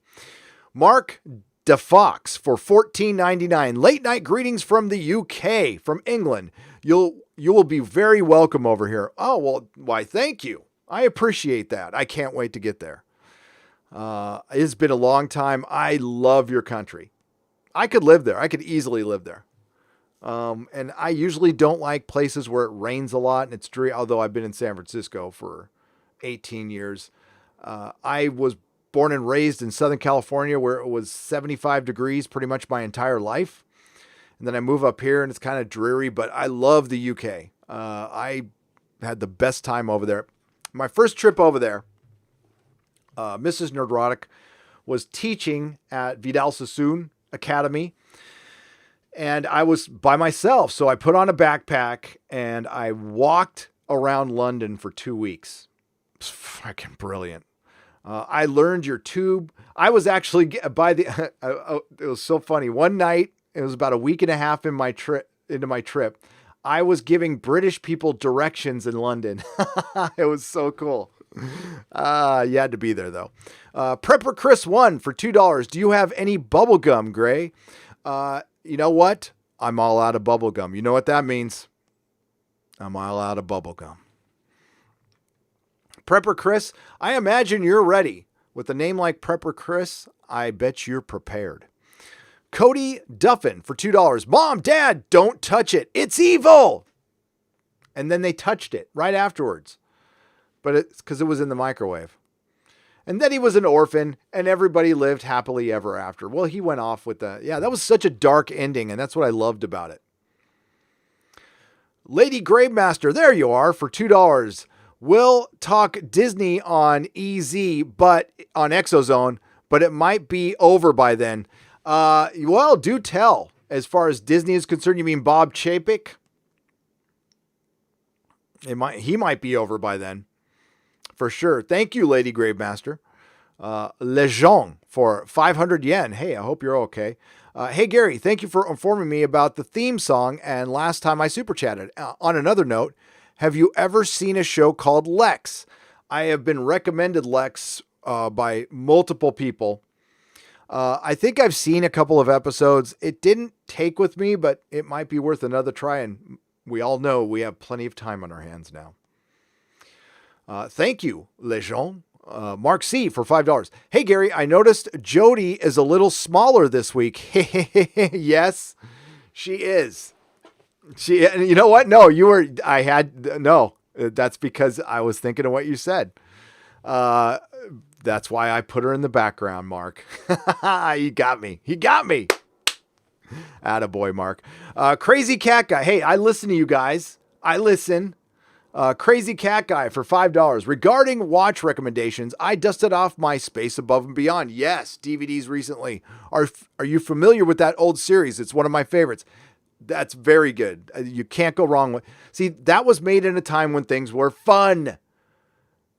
And you know, it doesn't need to be happy, happy, joy, joy. I'm not saying that, but Farscape is a great example of something that's fun, that still has stakes, but I've said this before. I prefer good characterization. I think if you have good characters, good actors portraying these characters that you buy into, then plot schmott. It doesn't really matter after that, because Farscape is full of plot holes. But I don't give a shit because I like the people in it and the dialogue is excellent. I mean, look at Joss Whedon. Look at Buffy. It's filled with plot holes, but it's got brilliant characterization. So the actual plot is secondary to the journey of the characters for each episode. That's what I'm talking about. Overall, overarching journey is brilliant. Like, you know, so, I mean, look at Buffy from beginning to end. You know, she gets the short end of the stick in her own series. People like Xander, people like so many other characters more than Buffy. She's the best character in her own show. She absolutely is the best character in the show. Have you watched Edgar Wright's Spaced series? I have, problem being for $1.99. I love it. Absolutely love it. I love Edgar Wright. I'm a big fan. I know people were happy with Ant-Man, and Paul Rudd is great. He's who doesn't like Paul Rudd? But just think how good Ant-Man would have been if Edgar Wright would have directed it. It would have been maybe not as big of a hit initially, but it would have been one of the most remembered MCU films for decades. Edgar Wright has some of the best edited films ever. Scott Pilgrim. Okay, I'll tell you about it. Scott Pilgrim is a book I sold a lot at my comic store. It was like printing money, Scott Pilgrim. I hated Scott Pilgrim. I hated the art. I don't like that San Francisco art school style of art for the most part. So I couldn't get into the story, but I love the movie. I freaking love the movie. Too bad that book and that art represents everything that's bad in comics right now, because there were some good things that came out of that era, but now I can't even look at them because the class of 2015 took over comics and shat all over them. And that is one industry. I mean, I'm not going to lie to you. I mean, I don't want to bring people down. I don't. But the comic industry will not survive this if it lasts too long. Now, if it's a couple weeks, sure, no problem. If this goes over a month, comic stores are finished. At this point, if I still owned a comic shop and this was going on right now, I mean, I'd buckle down, but I would be going into plan B. I would be thinking about getting out of my lease, letting my employees go, and thinking about what my next job was going to be. Because, I mean, that's reality. If it went longer than a month, most comic shops live basically the equivalent to paycheck. The big boys and girls will be fine, but that's a precious few. That is a precious few. This thing was hanging on by a hair anyway, and it did not need this. And they have now the retailers. Some retailers were complicit. Okay. I'll tell the story. I was listening to one of EVS's stream and I heard some artist call comic shop owners gatekeepers. And at first, my first reaction was, F you, what? Screw you. We're on a budget. We're not gatekeepers. We would love to carry everybody's comic. And you know what? We shouldn't carry everybody's comic. Just because your mommy told you you're the best artist doesn't mean you are. You got to earn it. It's about meritocracy. You got to go and put yourself out there and earn it. But there were some comic shop owners who went on a Facebook group who tried to deplatform some people. So they were complicit. It doesn't represent all comic shop owners. Most of them are just good people who want to sell comics. But to those people, that group that was part of the group of artists out there who have been foul to fans, who have been evil to fans, who have been arrogant to fans, the Tess Fowlers of the world, the Gail Simones of the world, the Dan Slotts of the world, the Mark Wades of the world. They did this. They did this to the comic book industry. And, you know, the Dan Didios and the Joe Quesadas signed off on it. And we see where Dan Didio is, and we see where Joe Quesada is. They're both gone. And soon the comic industry will, but it was freaking arrogance and pride. Arrogance and pride. They couldn't admit that they might be wrong. They couldn't possibly just consider the other side for a minute. And now they won't have an industry to gatekeep anymore. And now they're going to have to go out into the free market and compete on Indiegogo and Kickstarter, and good luck with that. Because you're going to have to, you know what you're going to have to be good at? Customer service. Customer service. And not a lot of artists are, unfortunately. And Sean Gordon Murphy, just because he wants somebody to do a cover who doesn't have, who has different beliefs than everyone else, and quite frankly, you know, it doesn't matter if it's religious beliefs, basically. It's not beliefs I agree with, but I mean, that person has a right to have it, and he has a right to eat and make a cover for somebody privately. It's not for even a company. It was a private cover. And it was, I think it was like Bigfoot Bill. It was Doug TenNapel, the guy who did Earthworm Jim, wanted to do a cover for Sean Gordon Murphy, and Tess Fowler found out about it. And yeah, so the cover got canceled. And this was for a private Indiegogo project. But they threatened Sean Gordon Murphy, threatened his job at DC. And whether it doesn't even matter if you agree with TenNapel or not. That's immaterial to this. Sean Gordon Murphy, his job at DC, sorry, I said Disney, has nothing to do with his Indiegogo project. They are completely separate. What he does in his private time, he does in his private time. And I could argue that DC needs Sean Gordon Murphy more than he needs DC. So, you know, he made his decision. I would have told DC, no, I'm going to let whoever I want do a cover. And I would have done it out of principle, just out of principle. Maybe Sean Gordon Murphy didn't know about Doug TenNapel's beliefs, which, again, I don't believe in. Okay. Again, they were religious, and but I don't know the full context of the argument, so I don't want to get into it because I might be misrepresenting it. I don't want to do that, but I digress. Sean Gordon Murphy, what he does in his private time should not affect his job unless it's something blatantly offensive, all right? And I don't see it that way. So it's too bad Sean Gordon Murphy didn't tell DC to F off, because I think that would set a precedent. Greg is Josh running from the law. Ha, kidding. Greg is Josh running from the law. Nobody give me context to that super chat.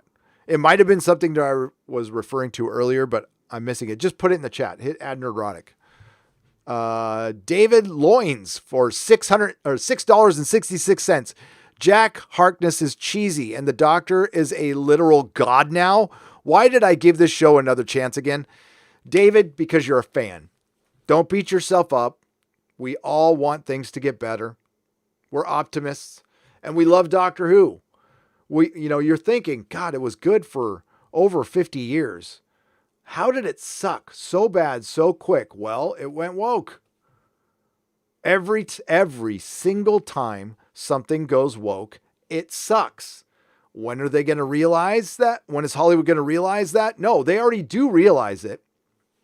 But their mentality is there's something wrong with us. I guarantee you, Chris Chibnall and the BBC are still sitting there going, do you believe how sexist and racist the fans are? Oh my God. Someday they'll be as enlightened as us. So we'll have to keep teaching them lessons and making more Doctor Who. Dreary Nitpicker for $1.99. Hail Gary full of coffee. Blessed be who hate. Wait. Hail Gary full of coffee. Blessed be who nerds. Bless you, Dreary. Bless you. And yes, full of this. Oh my God. Okay. I'm going to get a little emotional right now. This is my last cup of peace coffee for a while. I don't know how I'm going to go on. No Jim, no Pete's. That was my last sip.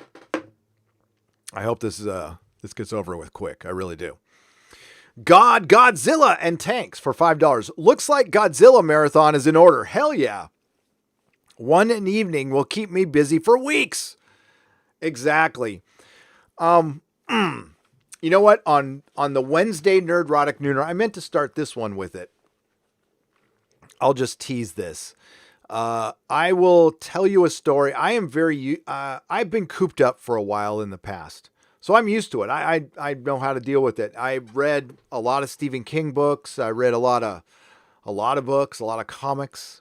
Yeah, I mean it's the restlessness that we're gonna have to fight.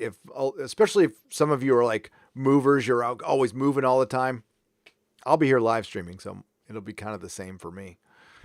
But like, listen, I hope I can help take your mind off it a little bit. I'm worried. Yeah, I am worried about the country. I'm worried about all of you. I'm worried if some of you are going to have jobs. Hopefully this doesn't last long. One thing I will say, it's good that we're being cautious. I don't think that's a bad thing. I'm glad the school's closed and the hospitals are locked down and Disney shut down Disneyland for a little while. All of these things are good because we will, I mean, especially if it just lasts a couple of weeks. If it just lasts a couple of weeks, 3 weeks, a month even, we'll survive. We will absolutely survive. But I'll say this. If this blows over and it turns out to be nothing, which I don't think it is, okay? But I'm just saying, if it turns out to be nothing, and this got, say, overblown by the media or something like that, I'm going to be pissed. I don't think it's that. It's looking very serious, especially with, we see more people getting cases. But honestly, I checked today. I don't think there's any cases confirmed in my city. There might be. I can't say I checked everywhere. We had a couple of cases in Corona, which is in the East Bay. It's about 30 miles away from me. So again, I'm glad we're being cautious, but we'll talk about it more in the Exozone. I don't mind schools and stuff shutting down. Am I crazy that our salon got shut down? Am I crazy about that? No, I'm not. I'm actually not. But we're going to comply with the law. Because apparently if we open, we'll be in big trouble. And I've heard all kinds of crazy things. Like National Guard and stuff like that. I don't know if that's going to happen, but, in the meantime, we'll just entertain. Remember when we watched TV to escape the dark world, says Nettled Nerds for $2? Yeah, I remember that. We can do that, but it's going to have to be our own, our own physical media. Maybe this is a good time for me to play The Witcher. Maybe I should finally release my Witcher review. It's in the can. I guess I can. I have a Star Trek video. I know I'll probably do another Doctor Who video. I don't know if I've said everything on the subject. I mean, I guess I could do a shorter version of this live stream where Doctor Who has been completely rejected by the fandom and they're going to have nothing to come back to. And I think it's done. I think the show is done. As far as I'll say after season 13, if this thing lasts just a couple, 3 weeks, I think there's a very good possibility season 13 will happen and that's it. Because it's going to get delayed. There's no doubt. I mean, even if a couple of weeks will delay this show because like I said earlier in the live stream, it pushes everything else back on their schedule. So Doctor Who will be delayed, which will kill this show. There's no way it can last if it's a year and a half late. They have to come back within a year. If they don't come back, and that's just to maintain what they had at the end of this season, which is nothing. The season will open. I'm going to predict it right now. Say if this thing ends in a week. Season 13 will open to 4 million in the UK. By the time the season's over, it'll be under 2 million. Under 2 million. It'll be non-existent here in the US. There'll be like 100,000 people watching it. Just to remind you all, Ash vs. Evil Dead was canceled at the ratings Doctor Who Series 12 was at here in America. Canceled. Ash vs. Evil Dead was a good show. And they canceled it at 300,000, 400,000 viewers. So any normal show would get canceled. If Jodie was a bloke, she'd be sacked. But if this lasts any longer than that, we might not even get a season 13. I know this sounds weird. I wish it was under better circumstances it was canceled. I do. New Who fans started 9. 10 is the best. Stopped at 11. Capaldi was bad. Too woke and preachy. 13 killed the series. Why go back and watch old Who? No. Why go back and watch old Who now, knowing that canon is killed? 57 years dead for ideology, says Matthias Hernandino for $10. We go back to the classic Who because we reject Chris Chibnall's Who. I outright reject it ever happened. And you guys can help with this. There is a way you can help reject this so completely that it will make the BBC change their mind. And this is the only chance we have. It's right now. You stay pissed and you don't buy anything directly from the BBC. And I'm sorry, it's going to hurt Big Finish, Big Chief, and Character Options and Funko. Don't buy any pops. Don't go to Hot Topic and buy any toys. Do not buy any brand new Blu-rays or DVDs, even of the old stuff, of the Macro Terror or anything. Get that second hand on eBay. Do not buy anything directly from them. Make them feel it. Make them hurt. You know, the BBC just told us, we have licensees. We have international financiers. One of those international financiers is China. I wonder how long they're going to have money. I wonder how long Tencent is going to be around. One of the biggest companies that buys up all this media and has been controlling our media and information for a long time. Wonder how long they're going to be around. And one of those international financiers is the United States of America. And they aren't watching it here. So, yeah, we can't affect it. It just depends on how many of us there are left and how resolute we are. The vocal minority is now the people who are the Jodie bots. But yeah, Matthias, I understand how you feel that way, and I respect it. That's what happens when you go back and you fuck with canon. Sean23666 for $10. He says thank you, or she. I'm sorry. You say thank you. I can't assume your gender. Sorry. So, de nada. Right back at you. Dreary Nitpicker for $4.99. Hey, Gary, you never got back to me. I know you're busy, but all I have is an iPhone and an iPad since the fire, and I am unable to join. Is there another way? There is not another way. Dreary, not until YouTube fixes the problem. And they never got back to me. So apparently the join button, well, it depends. Jury Nitpicker, what operating system are you using Safari?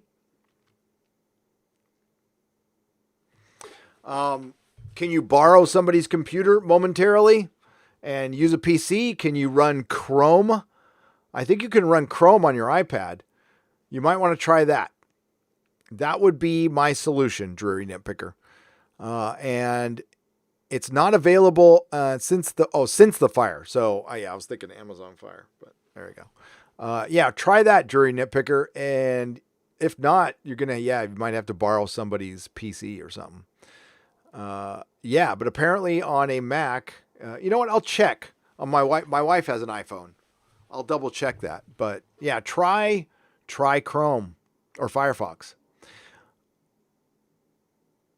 Tweeted to you a big/huge Doctor Who idea. George Peter Gatos, I will check it out. Thank you for the Canadian $2. Thank you. And thank you again for the animation. I freaking love it. And Mrs. Nerdrotic really loves it. Super Anime Gamer 01 for $2. Hey, yes, vid on Berserk, please. Adore that comic. Okay. I'll put it on Nerdrotic Live, but sure, why not? JHand04 for $2. Nerdrotic, Lego Marvel superheroes all day, bro. I used to love Mini-Mates. I used to have these little Mini-Mates that Diamond did. I know it's not Lego, But I used to have these huge dioramas. They were such a pain in the ass to set up, but I would spend hours on those things in my store. There was a lot of, there was dead time in the comic store. People wouldn't come in, so I'd set up action figure dioramas. Peter Ford for $4.99 would have no issue telling Kurtzman to his face at a fancy LA restaurant, his Trek is shit, garbage, scows for ships, had me done. Yes, God, they're terrible, right? Peter Ford, I don't have it in this room right now, but I was looking at that old Bird of Prey, and I used to think that ship was lame when I was a kid. That is brilliant with the bird on the bottom. I love it. I love it. I love it. Mark C. Thank you, Peter Ford. And I would too. I would too. Maybe not in a restaurant, maybe outside the restaurant if he was by himself. Mark C. for $5. Screw Big Finish. Reboot or not, don't mess with the prisoner, especially the end. Yeah. That's another thing. Big Finish is changing the prisoner. And that is not making prisoner fans very happy. It doesn't make me happy. Leave the prisoner alone. Make a new prisoner. Why would you change the ending of the old one? Just make a new one. Some nobody for $2. Hashtag Dr. Exit. Yes. Dr. Exit. Dr. Later. Dr. Bye. Dr. Adios. AKA Bard for $1.49. And he sends a unicorn. A unicorn. Yes. As we all know, it's the, I don't know. Is it? Yeah, it's the international phallic symbol, I think. Maybe the universal phallic symbol. Automata for $5. If you want to see some unicorn store, but not the entire movie, EFAP has an EFAP mini reaction video for it. And it's moderately humorous. Oh, I've seen it, Otto. I have seen it. I watched that whole thing. And I think it's very humorous. I think it's very amusing. It is. David Plimbett, thank you for the $5. David Plimbett for $14.99. Hey Gary, it genuinely makes me upset about what they have done to William Hartnell's legacy. Shows come and go, but the past should be respected and protected. Stay safe. Yes, and the blatant disregard for him that Chibnall and everybody at the BBC has, they cannot stand that era. They loathe it. You can tell. Look what they did to the guy in Peter Capaldi's last season. I know a lot of people have a lot of respect for Capaldi, but season 10 was as woke as season 11, was as woke as season 12. It was. And the American audience started dipping out when Capaldi arrived.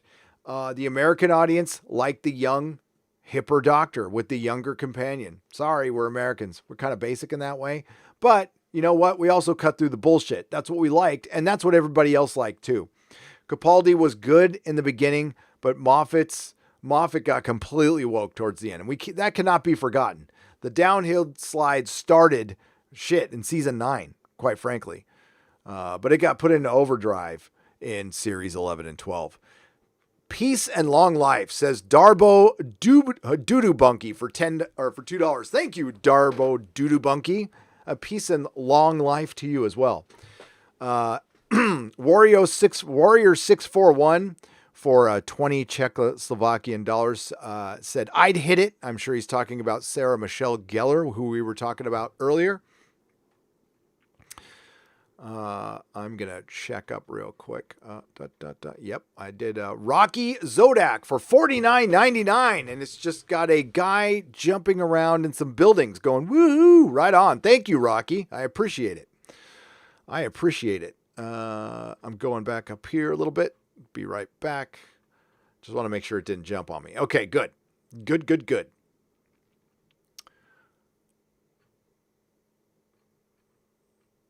Now White for $2. Go back to that pic of Jeremy and scroll down to March 15th. Am I still at that? March 15th. I did.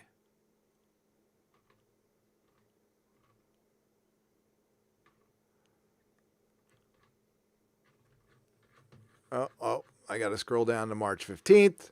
And what do we see here? It's ma'am. Hang on.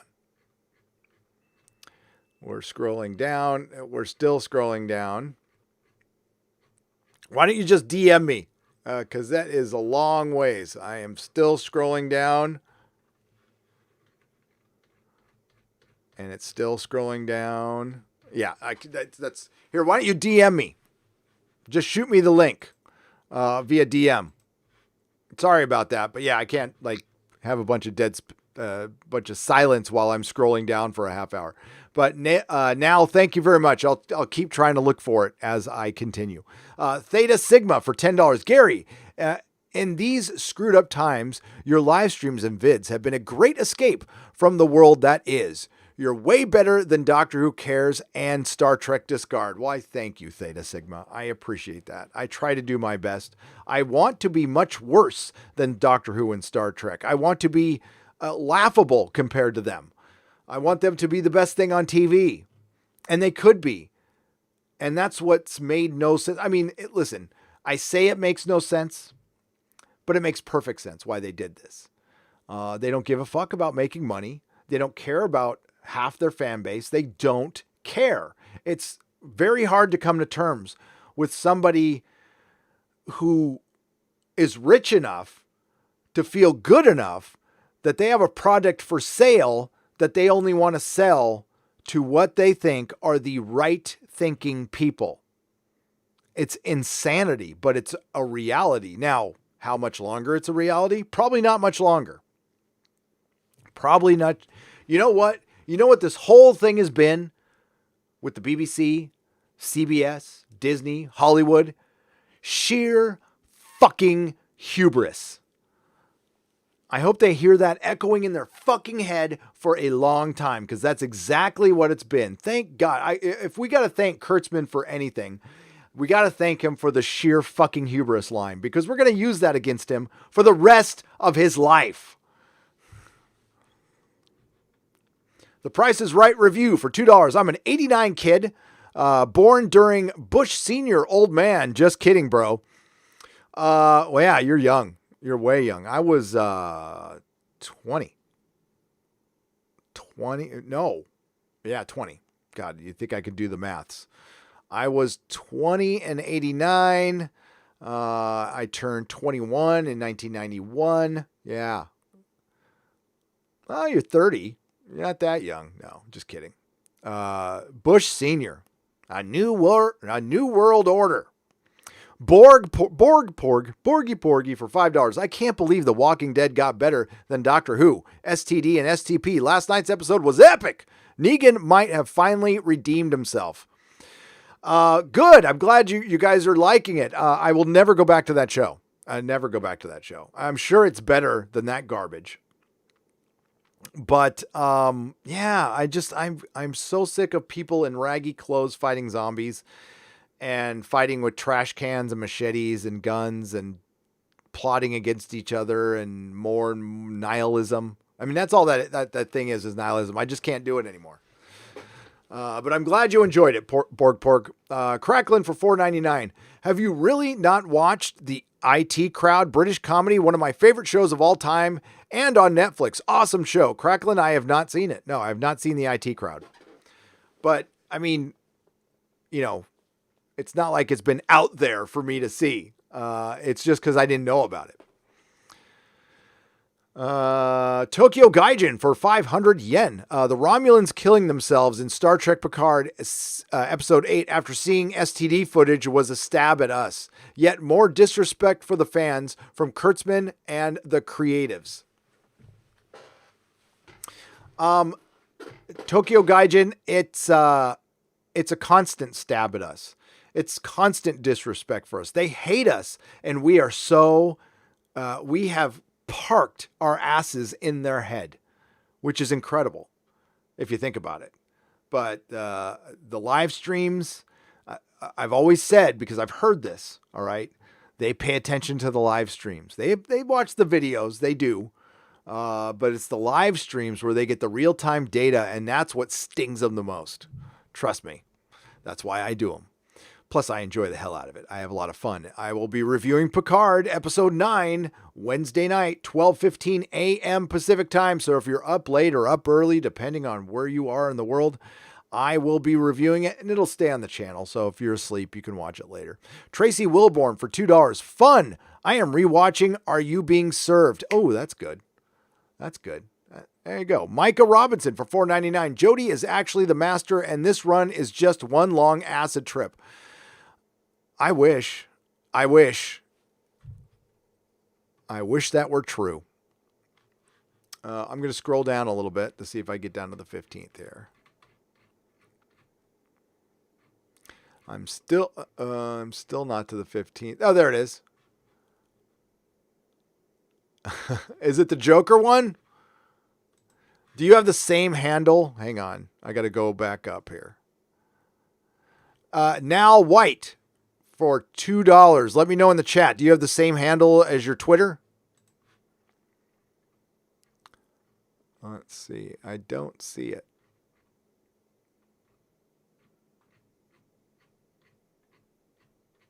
Yeah, I don't see anything. If you're, yeah, let me know if your handle is different on Twitter. Sorry about that now. I'm keeping an eye in the chat. Just hit @Nerdrotic. Tracy Wilborn, thank you for the $2. Micah Robinson, thank you for the $4.99. Sci-Fi Roundup for $2. I can't believe the new Superman versus the Klan comic. I didn't even read it. I'm just so tired of the Klan and the Nazis, because prior to what's going on right now, there was a portion of a political party, not everybody, but there was some partisans, some ideologues out there who wanted them to exist so badly that they might actually make some, if you know how that works, because they want the boogeyman to be out there, because they want to be right. They need to be somehow in their head. They have some hero thing going on. Maybe because their mom told them they were special too much when they really weren't. Maybe because their mom didn't give them enough hugs. I don't know. But it's insecurity, and it is an epidemic in this country. There are people so thin-skinned and insecure that they need to be right so badly that they need to, I don't know, wish harm on the country because they don't like the current leader who will be voted out someday. Because that's how our system works. So they're trying to spread this hyperbole that somebody's going to announce himself emperor, or the bad guys from Germany came back, or they're wishing a downturn in our economy so it'll make that guy look bad, so we'll finally get rid of him. Of course, we're all sitting in our own house and it's on fire, but you're right. Thank God you're right. Oh, fuck. That's another thing that's making me mad, is there are people out there who are wishing, like, they're happy this is happening right now. They're fucking happy about it. Remember those people. Again, I don't get political. I don't care which side you're on. Everybody's welcome here. If you're pro-Trump, you're welcome. If you hate the guy, you're welcome, because we talk about pop culture. But what we can all agree on is civility. So I am of the belief, whether I voted for a person or not, and I continue this belief to this day, that person is our leader. And we don't have to love that person, but when the shit goes down and the chips are down, we need a leader. We need that person running the country. And we can always go back to the partisan fighting later. But to make this political and partisan now is fucked up. It doesn't fucking help anything. Blaming and panicking, not going to help anything right now. There'll be plenty of time to do that later. Plenty of time. Watch the latest Midnight's Edge video on the current thing. I think honestly, I'm going to use the word, I think it's brave of them to put that out, because that could put them on a shit list on YouTube that they might not come back from, but they did it anyway. And they did it to inform people, and I respect them for it. And they mentioned a party that might be to blame in this. I'm not going to say I argue with that right now, but we don't want to blame any populace, any citizen of any country. Governments, sure. But when it comes to wishing harm, I mean, I believe in karma. I do. And that kind of karma is on your soul. So when you're wishing harm to an entire country, or you're wishing death on a person, no matter how nasty that person is, that karma is on your soul. And quite frankly, I mean, to state the obvious here on YouTube, it's not a very adult thing to do. It's very childish. But there's people out there really fucking happy about this. Okay. We'll see how happy they are in 3 weeks. We'll see how fucking happy you are in 3 weeks. Yeah, I don't wish this on my enemies. And again, whoever the leader is, whatever party that leader is, whatever sex, or I don't care. That's the leader that the people voted in, the system voted in. You got to respect it. You know what? You live to fight another day. You got 3 years. You can take on that person again if you don't like them. That's why we got the system we got. You know what? People bitch about shit a lot. What's your solution then? Haven't heard any. Just to clear the matter, TNAPL hired Sean Gordon Murphy to do the cover. Bigfoot Bill is Doug's property. Yes, that's right. It wasn't Sean Gordon Murphy's property. It was Bill. Okay, so TNAPL has a book called Bigfoot Bill. He hired Sean Gordon Murphy. Sorry, I had it mixed up. Sean Gordon Murphy, he hired him to do a cover. And TNAPL has some views on things, like I said, and I don't know all the views, so I'm not going to get into it because I don't know the context. I don't know the context of the conversation, and it doesn't really matter. So he was just going to do a freelance cover for somebody, and they threatened him. They threatened to cancel him over it, which is bullshit. Again, whether it was his property, that property, the fact that you're threatening to cancel somebody at a company for a job that has nothing to do with that company. Period. That's the point of this matter. Unless he's actually doing a cover for the Klan or those bad guys from Germany, I don't see a problem with it. There's a lot of people still working in Hollywood and at Marvel Comics and at DC Comics right now who hold TNAPL's beliefs, believe it or not. Robert Bermia for $10 sent you an email with detailed reasoning, but I really believe the DuckTales 2017 reboot is worth watching and really fun. Lighthearted, positive experience during this time we're in now. Cool. Robert, I mean, thank you for the $10. DuckTales. I watched Darkwing Duck. I like Darkwing Duck. I never watched DuckTales. I'm not into cartoons that much anymore. And it really sucks, to be honest with you. But sometime around my 40s, I just got disinterested in anime. I'll watch Batman, the animated series. I'll watch Venture Brothers. But I don't really, Castlevania. It's got to be extraordinary. But I can't sit down and watch Spider-Man, the animated series anymore. I've watched it a bunch. Or Spectacular Spider-Man. Or the X-Men, the animated series. I can't sit down and enjoy it anymore. It sucks. I got old. But it's still good. Doesn't mean it's not good. And plus, I watch that stuff like so much. Maybe I'm just burnt on it. But thank you for the recommendation. And that goes for anybody else. If you, Robert recommends DuckTales 2017. Check it out. $1 billion Captain Marvel is on Disney Plus, FYI. Oh, Jeremy for $2. Thank God. Thank God. It's time. Let the healing begin. Captain Marvel is on Disney Plus. I can look it up, Captain Spire. I'll do it real quick. Hang on. Sure thing. This is my website, and there it is there. So we'll just do that. Okay, don't laugh. The website, I made it myself. I don't spend it's supposed to be backup.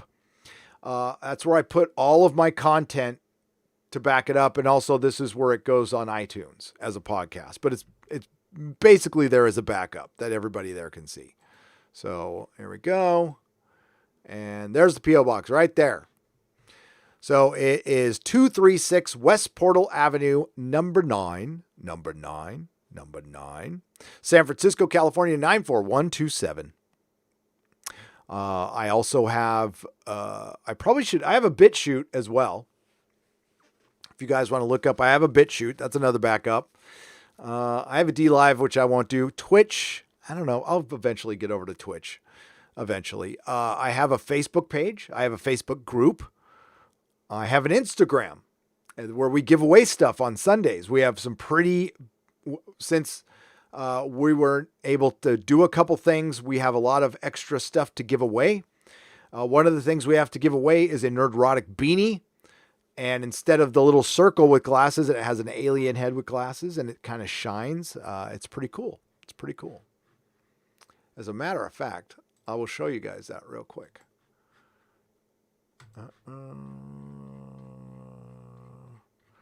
We'll get down there. Sorry, take a second. Oh my God, there's Jeremy again. There it is. So that's me, and that's the beanie that you can win. Obviously, that's me. And the stickers, see the shiny stickers? So that is available for swag. There's the beanie right there. So, and the stickers, and that's our giveaway. So all you have to do is follow me on Instagram, instagram.com/nerdrotic. There you go. All right, you got that P.O. Box Spire. Thank you. The Physically channel. The Physicality channel for $5. It's progressing exponentially and has 15 times hospitalization rate of the flu in 1.5 months contained. In 1.5 months, uncontained, it will reach 3 million, hospitalized 450,000. The Physicality channel for $5. $5. Thank you for the $5 super chat. If you're going to pass on information, I'm not saying that's not good information.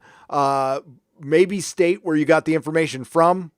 So we know, because I don't want to sound like I'm passing on information that could be true. I don't know if that's true. That's pretty serious.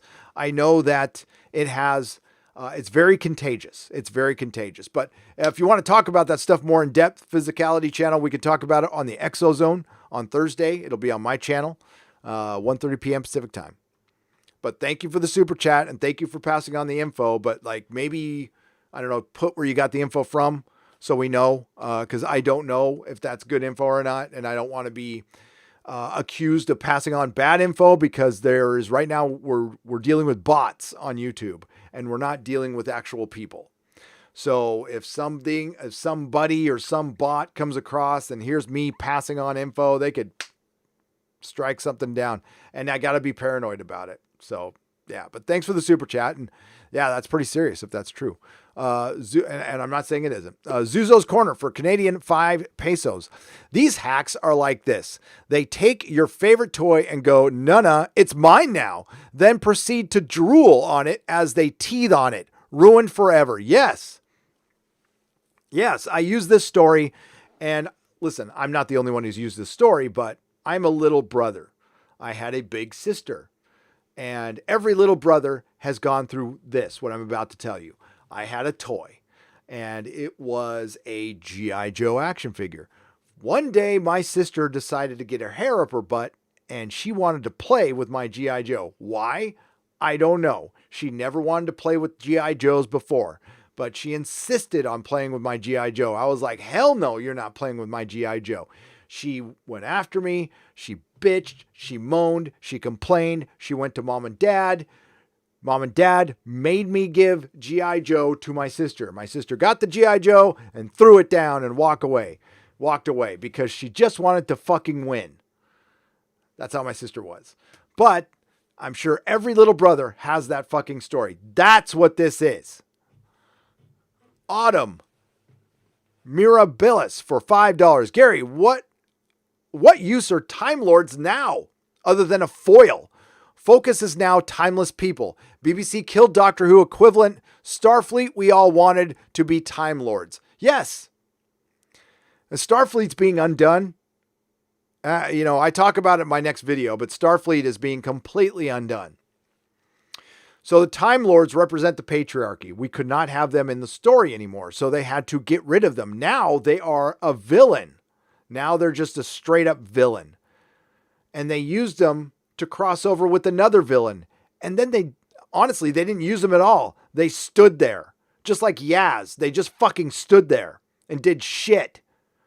One shot another one. That was it. What did the Time Lord Cybermen do? Nothing. Oh, I'm sure they'll bring him back for Series 13. Are any of you going to watch that shit? Fuck no. The BBC overstepped. They did. They crossed the line with the fandom. And I will, this is a plea to the people who are backing this shit because you feel obligated to, because it's Doctor Who and it's your habit and your entire channel or your entire website relies on Doctor Who. This is your moment to finally speak the truth to the fandom. And you know what? Work it out in your head. It's going to take a little while because you have been a honk for Doctor Who for a long time. But if you continue supporting this shit, you won't have a website. You won't have a channel anymore. The only way you'll have a chance, and it's a very slim chance, I'm sorry to say, is to fight this shit. You know what? You could be a fan of Jodie, but not like this. Like, this is a bridge too far. Way too fucking far. So now's your chance. This is the crossroads. You have a very small moment in time to get right with the Doctor Who fans. And if you don't get right, don't say I didn't fucking tell you so. Because there's a lot of channels right now who kissed Star Wars and Disney's ass for a long fucking time. Because they wanted to get in with that Disney. And they did. But their channels are slowing down now. And is it worth that? And the thing is, the reason the channels are slowing down is because they broke the trust of their audience. Their audience isn't buying what they're selling anymore. They don't believe this person. They believe this person is probably shilling now. And, you know, now that the person has got some contact with Disney and they're actually doing work, you know, I try not to flex. I'm not a big fan of flexing on YouTube. Okay. I don't mind if other channels do that. That's fine. Listen, I don't brag about subs or any shit like that. I mean, it's a great accomplishment, but I think the minute I start flexing, like karma will get me. So just keep on chugging and be humble and realize there's always a bigger fish. There's always a better YouTuber. There's a million better YouTubers than me. And that's fine. I don't need to be the best. I'm very happy with where I am. The one time I'll flex, the second time, because I did it with Will Wheaton too, is when Rise of Skywalker came out. Now, Jeremy told me this, so I didn't know. In my live stream, I had more people watching than Star Wars Theory. I think it was Star Wars Theory. Correct me if I'm wrong. But Jeremy told me this. I don't subscribe to Star Wars Theory, so I don't know. But that night I had 7,000 people watching. It wasn't like Game of Thrones, but it was a lot. And listen, it's because you need to connect with your audience. And there's a bunch of Doctor Who channels that have just slowed to a crawl because they're backing this shit and they're not listening to the Doctor Who fandom. They chose to listen to the Jodie bots. They are not the Doctor Who fans. They're Google fans. They're new fans. They're Lucy Jones. If you don't know who Lucy Jones is, I did a video on her about a year and a half ago where she did this big article. It's time to get rid of the phrase politically correct. And Doctor Who is great. And then in her article, she says, I always thought Doctor Who was lame until I saw Jodie Whittaker. And now I'm a Doctor Who fan forever. So I said, Lucy, I'm going to remember you. I'm going to fucking remember you. And I'm going to check back to see if you stuck to your word, if you became a Doctor Who fan, or did you just come in, snipe, stir up the Doctor Who fan because it was good for clicks, pretend you liked it, and then never fucking talked about it again, like most Jodie fans, like most of the people who are saying, I'm drinking my fucking male tears shit. And guess fucking what? She hasn't talked about Doctor Who once since that fucking article. She doesn't even work for The Independent anymore. So it's Lucy Jones from The Independent. You want to Google, it's time to bin the phrase politically correct, or you can find it on my channel. And yeah, that chick hasn't talked about freaking Doctor Who once since her article. That's a Jodie bot. That's who the BBC was listening to. And they weren't listening to people with closets full of fucking Doctor Who movies, walls full of Doctor Who shit, or more importantly than buying stuff, people who have spent hours, thousands of hours learning Doctor Who and know it like an encyclopedia. That actually, to me, trumps buying shit because you spent real time on it. And not everybody can afford shit, by the way. That's the other thing, is like there's huge fans out there who can't afford stuff, and that's cool. So what they do is they just suck in the knowledge, which is honestly, you're a bigger fan, in my opinion. You're a bigger fan. And those fans, you fucking betrayed those fans who bought into your lore, who loved it so much they want to write fan fiction about it. Now, you know I'm not the biggest fan of fanfic. I think you should write a story for yourself. But if you do that, cool. If it makes you happy, great. And you betrayed all them, and you betrayed Big Finish. And honestly, I'm helping Big Finish by not being a patron of Big Finish anymore, because Big Finish won't be around. They have been an oasis in this hell that we've been in with Doctor Who. First world problem, I know. And now, unfortunately, they have to contractually bend the knee to the BBC. If I was Nicholas Briggs, I'd fight this. I don't know if he can, but I'd fight it. Because he's got to know, this guy's a Doctor Who guy. He knows that we're not fucking happy. And we back this guy, and I still back the guy. I respect him. He took the job. I know he was part of the show. I have nothing against him, okay? That guy is true blue Doctor Who fan, through and through. He's more than proven it. So it's a tough situation for him. I don't envy his position right now, because he knows. He knows. You know, the people putting on the cons, you know, from this point on, if you're giving the BBC money, you are supporting you are for William let me make sure I say this right. You are for being against William Hartnell being the first Doctor. You support that. You support the erasure of the Doctor Who numbering system. You are officially a fan of that if you support the BBC from here on out. You're totally okay with Tom Baker not being the 4th Doctor anymore. You're totally okay with David Tennant not being the 10th Doctor anymore. You're totally okay with Paul McGann, which was his only identity. He was the 8th Doctor. The 8th Doctor stands out because he got the shortest end of the stick. And he's a fan favorite. He is no longer the 8th Doctor. But worst of all, William Hartnell. You know how much this job meant to that guy. You know how, like, it practically, we made a move. They made a movie on it, on how brokenhearted he was, that he was too ill to keep being the Doctor. It was sad to watch, even, dramatically.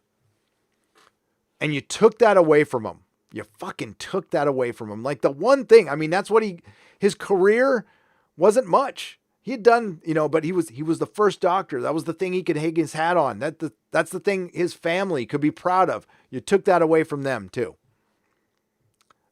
And couldn't give any fucks at all. Sorry, I'm at a loss for words there. It makes me so fucking mad when I think about it. Whew. That makes me mad. I don't know if he's got any descendants or anything, but Adventures in Space and Time it's the best thing Mark Gatiss has ever done. It is so fucking good. I think good enough. I think award-winning good. That's how fucking good that. David Bradley has never been better. And oh fuck. Hunters on Amazon was okay. I'm just so sick of Yahtzee bad guys and the commies are good narrative. Yeah, Drury Nitpicker, it's getting fucking old. It's one thing to make the Yahtzees bad guys, but all of a sudden they're portraying the communist Russians as the good guys, completely ignoring what happened after that. Completely ignoring that those guys killed just as many as the Yahtzees did. Well, shit, prior to that, what doesn't get talked about is prior to that. Honestly, the reason I'm with you today is the communists drove out a bunch of German farmers from Russia who were brought over by the Tsar to help the Russians farm because they didn't know how to do it. Then they gave them some land, they let them farm, and then the Bolshevik Revolution happened, and they took everybody's farm. And they killed a few people and drove the rest off. They came to America, and that's how my family, my adopted family got here. Not a fan. How can you back an ideology that murdered more than the Yahtzees? I'm sick of it, Hollywood. Yeah. Oh yeah, there's people who fly the flag. No problem. No problem. because they're okay with it, Drury. I mean, they're okay with it. They're okay with those murders because, I mean, if shit went down, they'd be okay with it too. On Doctor Who, I spent 15 years working on art. This hits me hard. Doing my own fan books, lost heart. Check out Time Lord Rassilon on DeviantArt. Autumn Mirror. I will.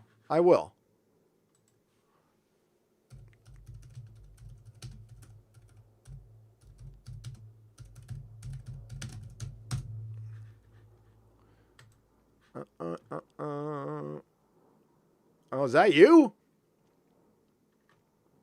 You did this stuff? Wow. Okay, hang on. Let me show you this. That was pretty impressive, dude.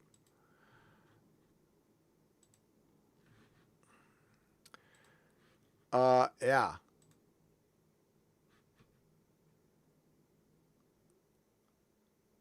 Wow. That is great. Look at that.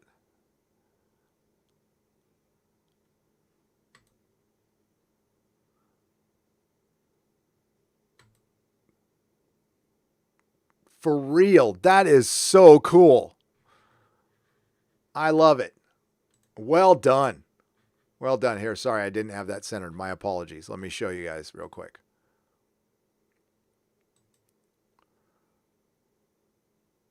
That is crazy. That is great. So many freaking talented people out there. God, they waste their fucking time on these hacks that they bring in. And look at that. God. I wonder if my DeviantArt page is still up.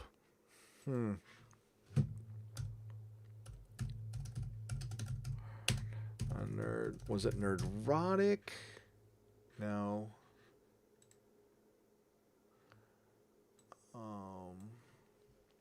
Maybe it's my full name. Oh, there we go. Oh, hey, it's still there. Holy crap.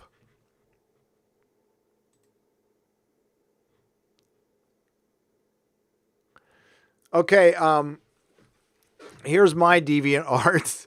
I can't believe it's still there. Now, there's a watermark in the middle of it. So hang on. Forgive. There we go.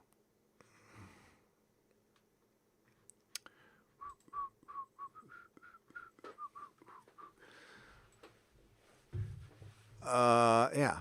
So there we go. I made some other colors as well. I did blue and red. But the brown one is based, obviously, that's Blade Runner. I was talking about that last night. This is so old, I completely forgot about it. But yeah, that's my DeviantArt. It's not, come on, it's just silhouette. Wasn't that hard. Right. Let's go. But dude, Autumn, that was brilliant stuff. Doing my own fan books, man. Contact me, Autumn, Gary at Nerdrotic. If you made some fan books out of that, I would definitely buy one. I would buy one. Give you cash money for that, for sure. Jury Nitpicker for $4.99. In the show, they did expose Operation Paperclip, but like the Watchmen TV show, it was just exploiting a serious issue for political correctness. In Hunters. Yeah, I am so sick of the Yahtzees being a bad guy, and the minute that happened in Westworld, I just stopped giving a shit about the show. I got a little excited, and then I saw the first episode and just it deflated. I don't care. And I'm tired. Guess what? They did it in Doctor Who Series 12. They brought in the Yahtzees as well. The great Mark C. Google fans, thank you, Gary. Robert Meyer Burnett thought my letter was pretty intolerant. I completely disagree. Well, Mark, no, I think he said I'll go back and rewatch that, Mark, because I was watching. And I think the letter he read compared to that said that. Now, do you think that was his sentiment? Because I think Robert was trying to show both sides of the argument. But Mark C. wrote Robert Meyer Burnett a letter. and he was separating fans. Now, Mark C is a passionate guy. Okay. Mark C is a very passionate listener. And I love that. That's fucking fandom. We all have our different levels of passion. I respect the shit out of Mark C. Okay. So Mark C broke down fandom, and he used the term, first time I heard it, but it made like, sometimes you hear terms and it clicks in your head and you're like, that's like when Clownfish TV used repurposer. I'm like, fucking I'm using it from now on. I gave him credit for a long time. I've the MCU, that one's mine. It made sense. I'm okay with that. Other people can use it all day long. Istophobe. That's mine. That's fine. People can use it all day long. I don't own this shit. I don't own the internet. I don't care. But I heard Google fan. That belongs to Mark C. And I'm fucking using it all the time. But I give him all the credit in the world. A Google fan is especially applicable in comic books. So, Mark, would you equate the Google fan to also be the same fan who watches Comics Explain? They basically cheat. They don't actually read the comics, but they want to know some of the lore. So they like the bite size. So they go to Wiki, they go to Google, they read a plot, and they pretend they read the whole comic book. And they missed entire, you could tell they missed entire parts of the comic, Mark. And listen, I know Mark C has read every comic he owns back and forth, because his knowledge is right there, But yeah, Google fans. And that's what Doctor Who is filled with. I mean, they're also called the Tumblr fans. Doctor Who got taken over by Tumblr, and the Harry Potter crowd. Once Harry Potter ended, they kind of invaded Doctor Who. And they were always welcome. They were fine. But then they wanted to take it over. And again, like all SJWs and NPCs, they wanted to take what was working completely fine and break it to try to make it into the thing they thought they liked. But they didn't watch the entire show. They watched little clips on YouTube, and they bought the pop vinyls, and they thought Doctor Who was cuter, but it actually wasn't. That's why when you sell a lot of those pop vinyls and you do too much cutesy shit like making teddy bears, you're misrepresenting your brand. Because Doctor Who wasn't a teddy bear, fun, cutesy little thing that goes with Funko Pops, which are the fucking bane of nerddom. Okay, I hate them. I know I made money off them, but they are everything wrong with nerddom. Because they misrepresent the product. Comic books aren't cutesy with little babies and stuff, but those goddamn Scotty Young baby covers that they did for Marvel Comics completely destroyed it. So, yeah. All right, we've gone on for a long time, and what happened? I lost a bunch of viewers. I must have pissed somebody off.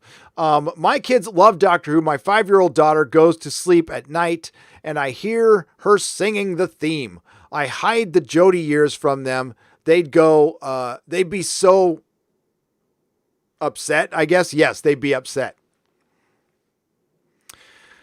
Yeah,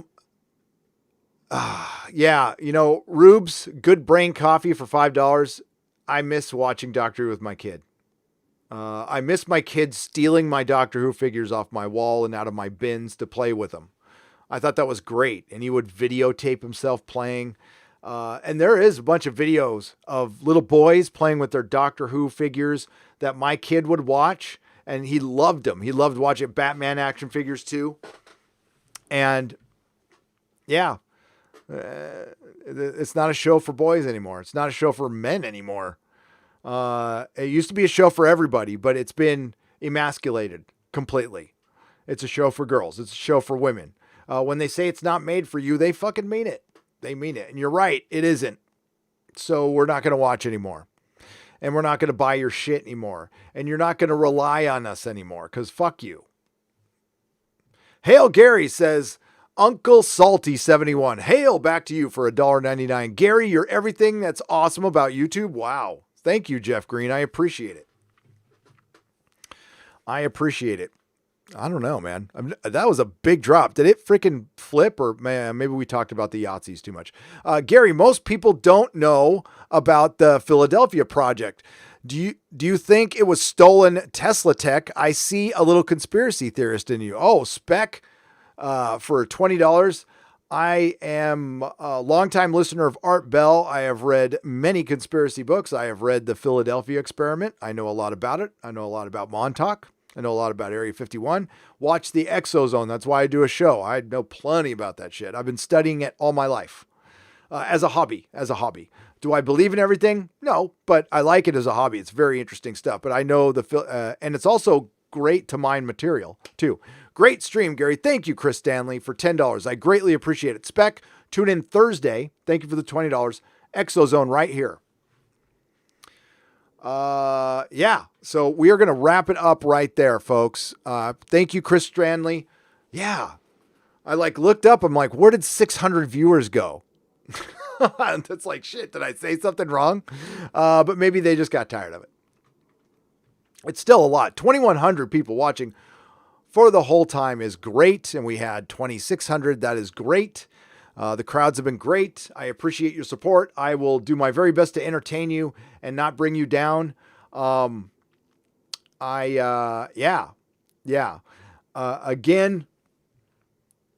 I know people want to talk about it, and it's okay to bring it up once in a while. I mean, I'm not going to tell you what to talk about, what not to talk about, but I'm going to try to keep it as light as possible. But there will be a show where we can go dive deep, and all theories will be on the table.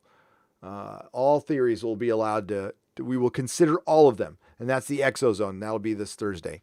So thank you very much again, everybody. And thank you to the Nerdrotics. Thank you to According to Christie and Mark Lorzeth. And Quibi has no chance because you have a soul, says Drury Nitpicker for $1.99. Well, thank you for thinking I have a soul. I appreciate that. Yeah, Quibi doesn't have a chance. It's lame. Your content is like hanging out at the best comic store. I make art books and I'll send you one if you want. Thanks for sharing your passion. Shanth, okay, I want to say your name right. Shanth and Jetty, thank you for the $5. Yes, I would love to see your art. Send P.O. Box is 236 West Portal Avenue, number 9, San Francisco, California, 94127. And Quibi is done. Yeah, it's done before it started. So thanks to the wrenches, and I will see you all tomorrow. At 11 a.m. Pacific. Please look out for my video. It's coming out at 8 p.m. Pacific time. It's not Doctor Who, it's Star Trek. But hopefully it's funny, because the news, it's funny news. Believe me, it's funny. Until next time, remember, not all who wander are lost. Ciao, Bella.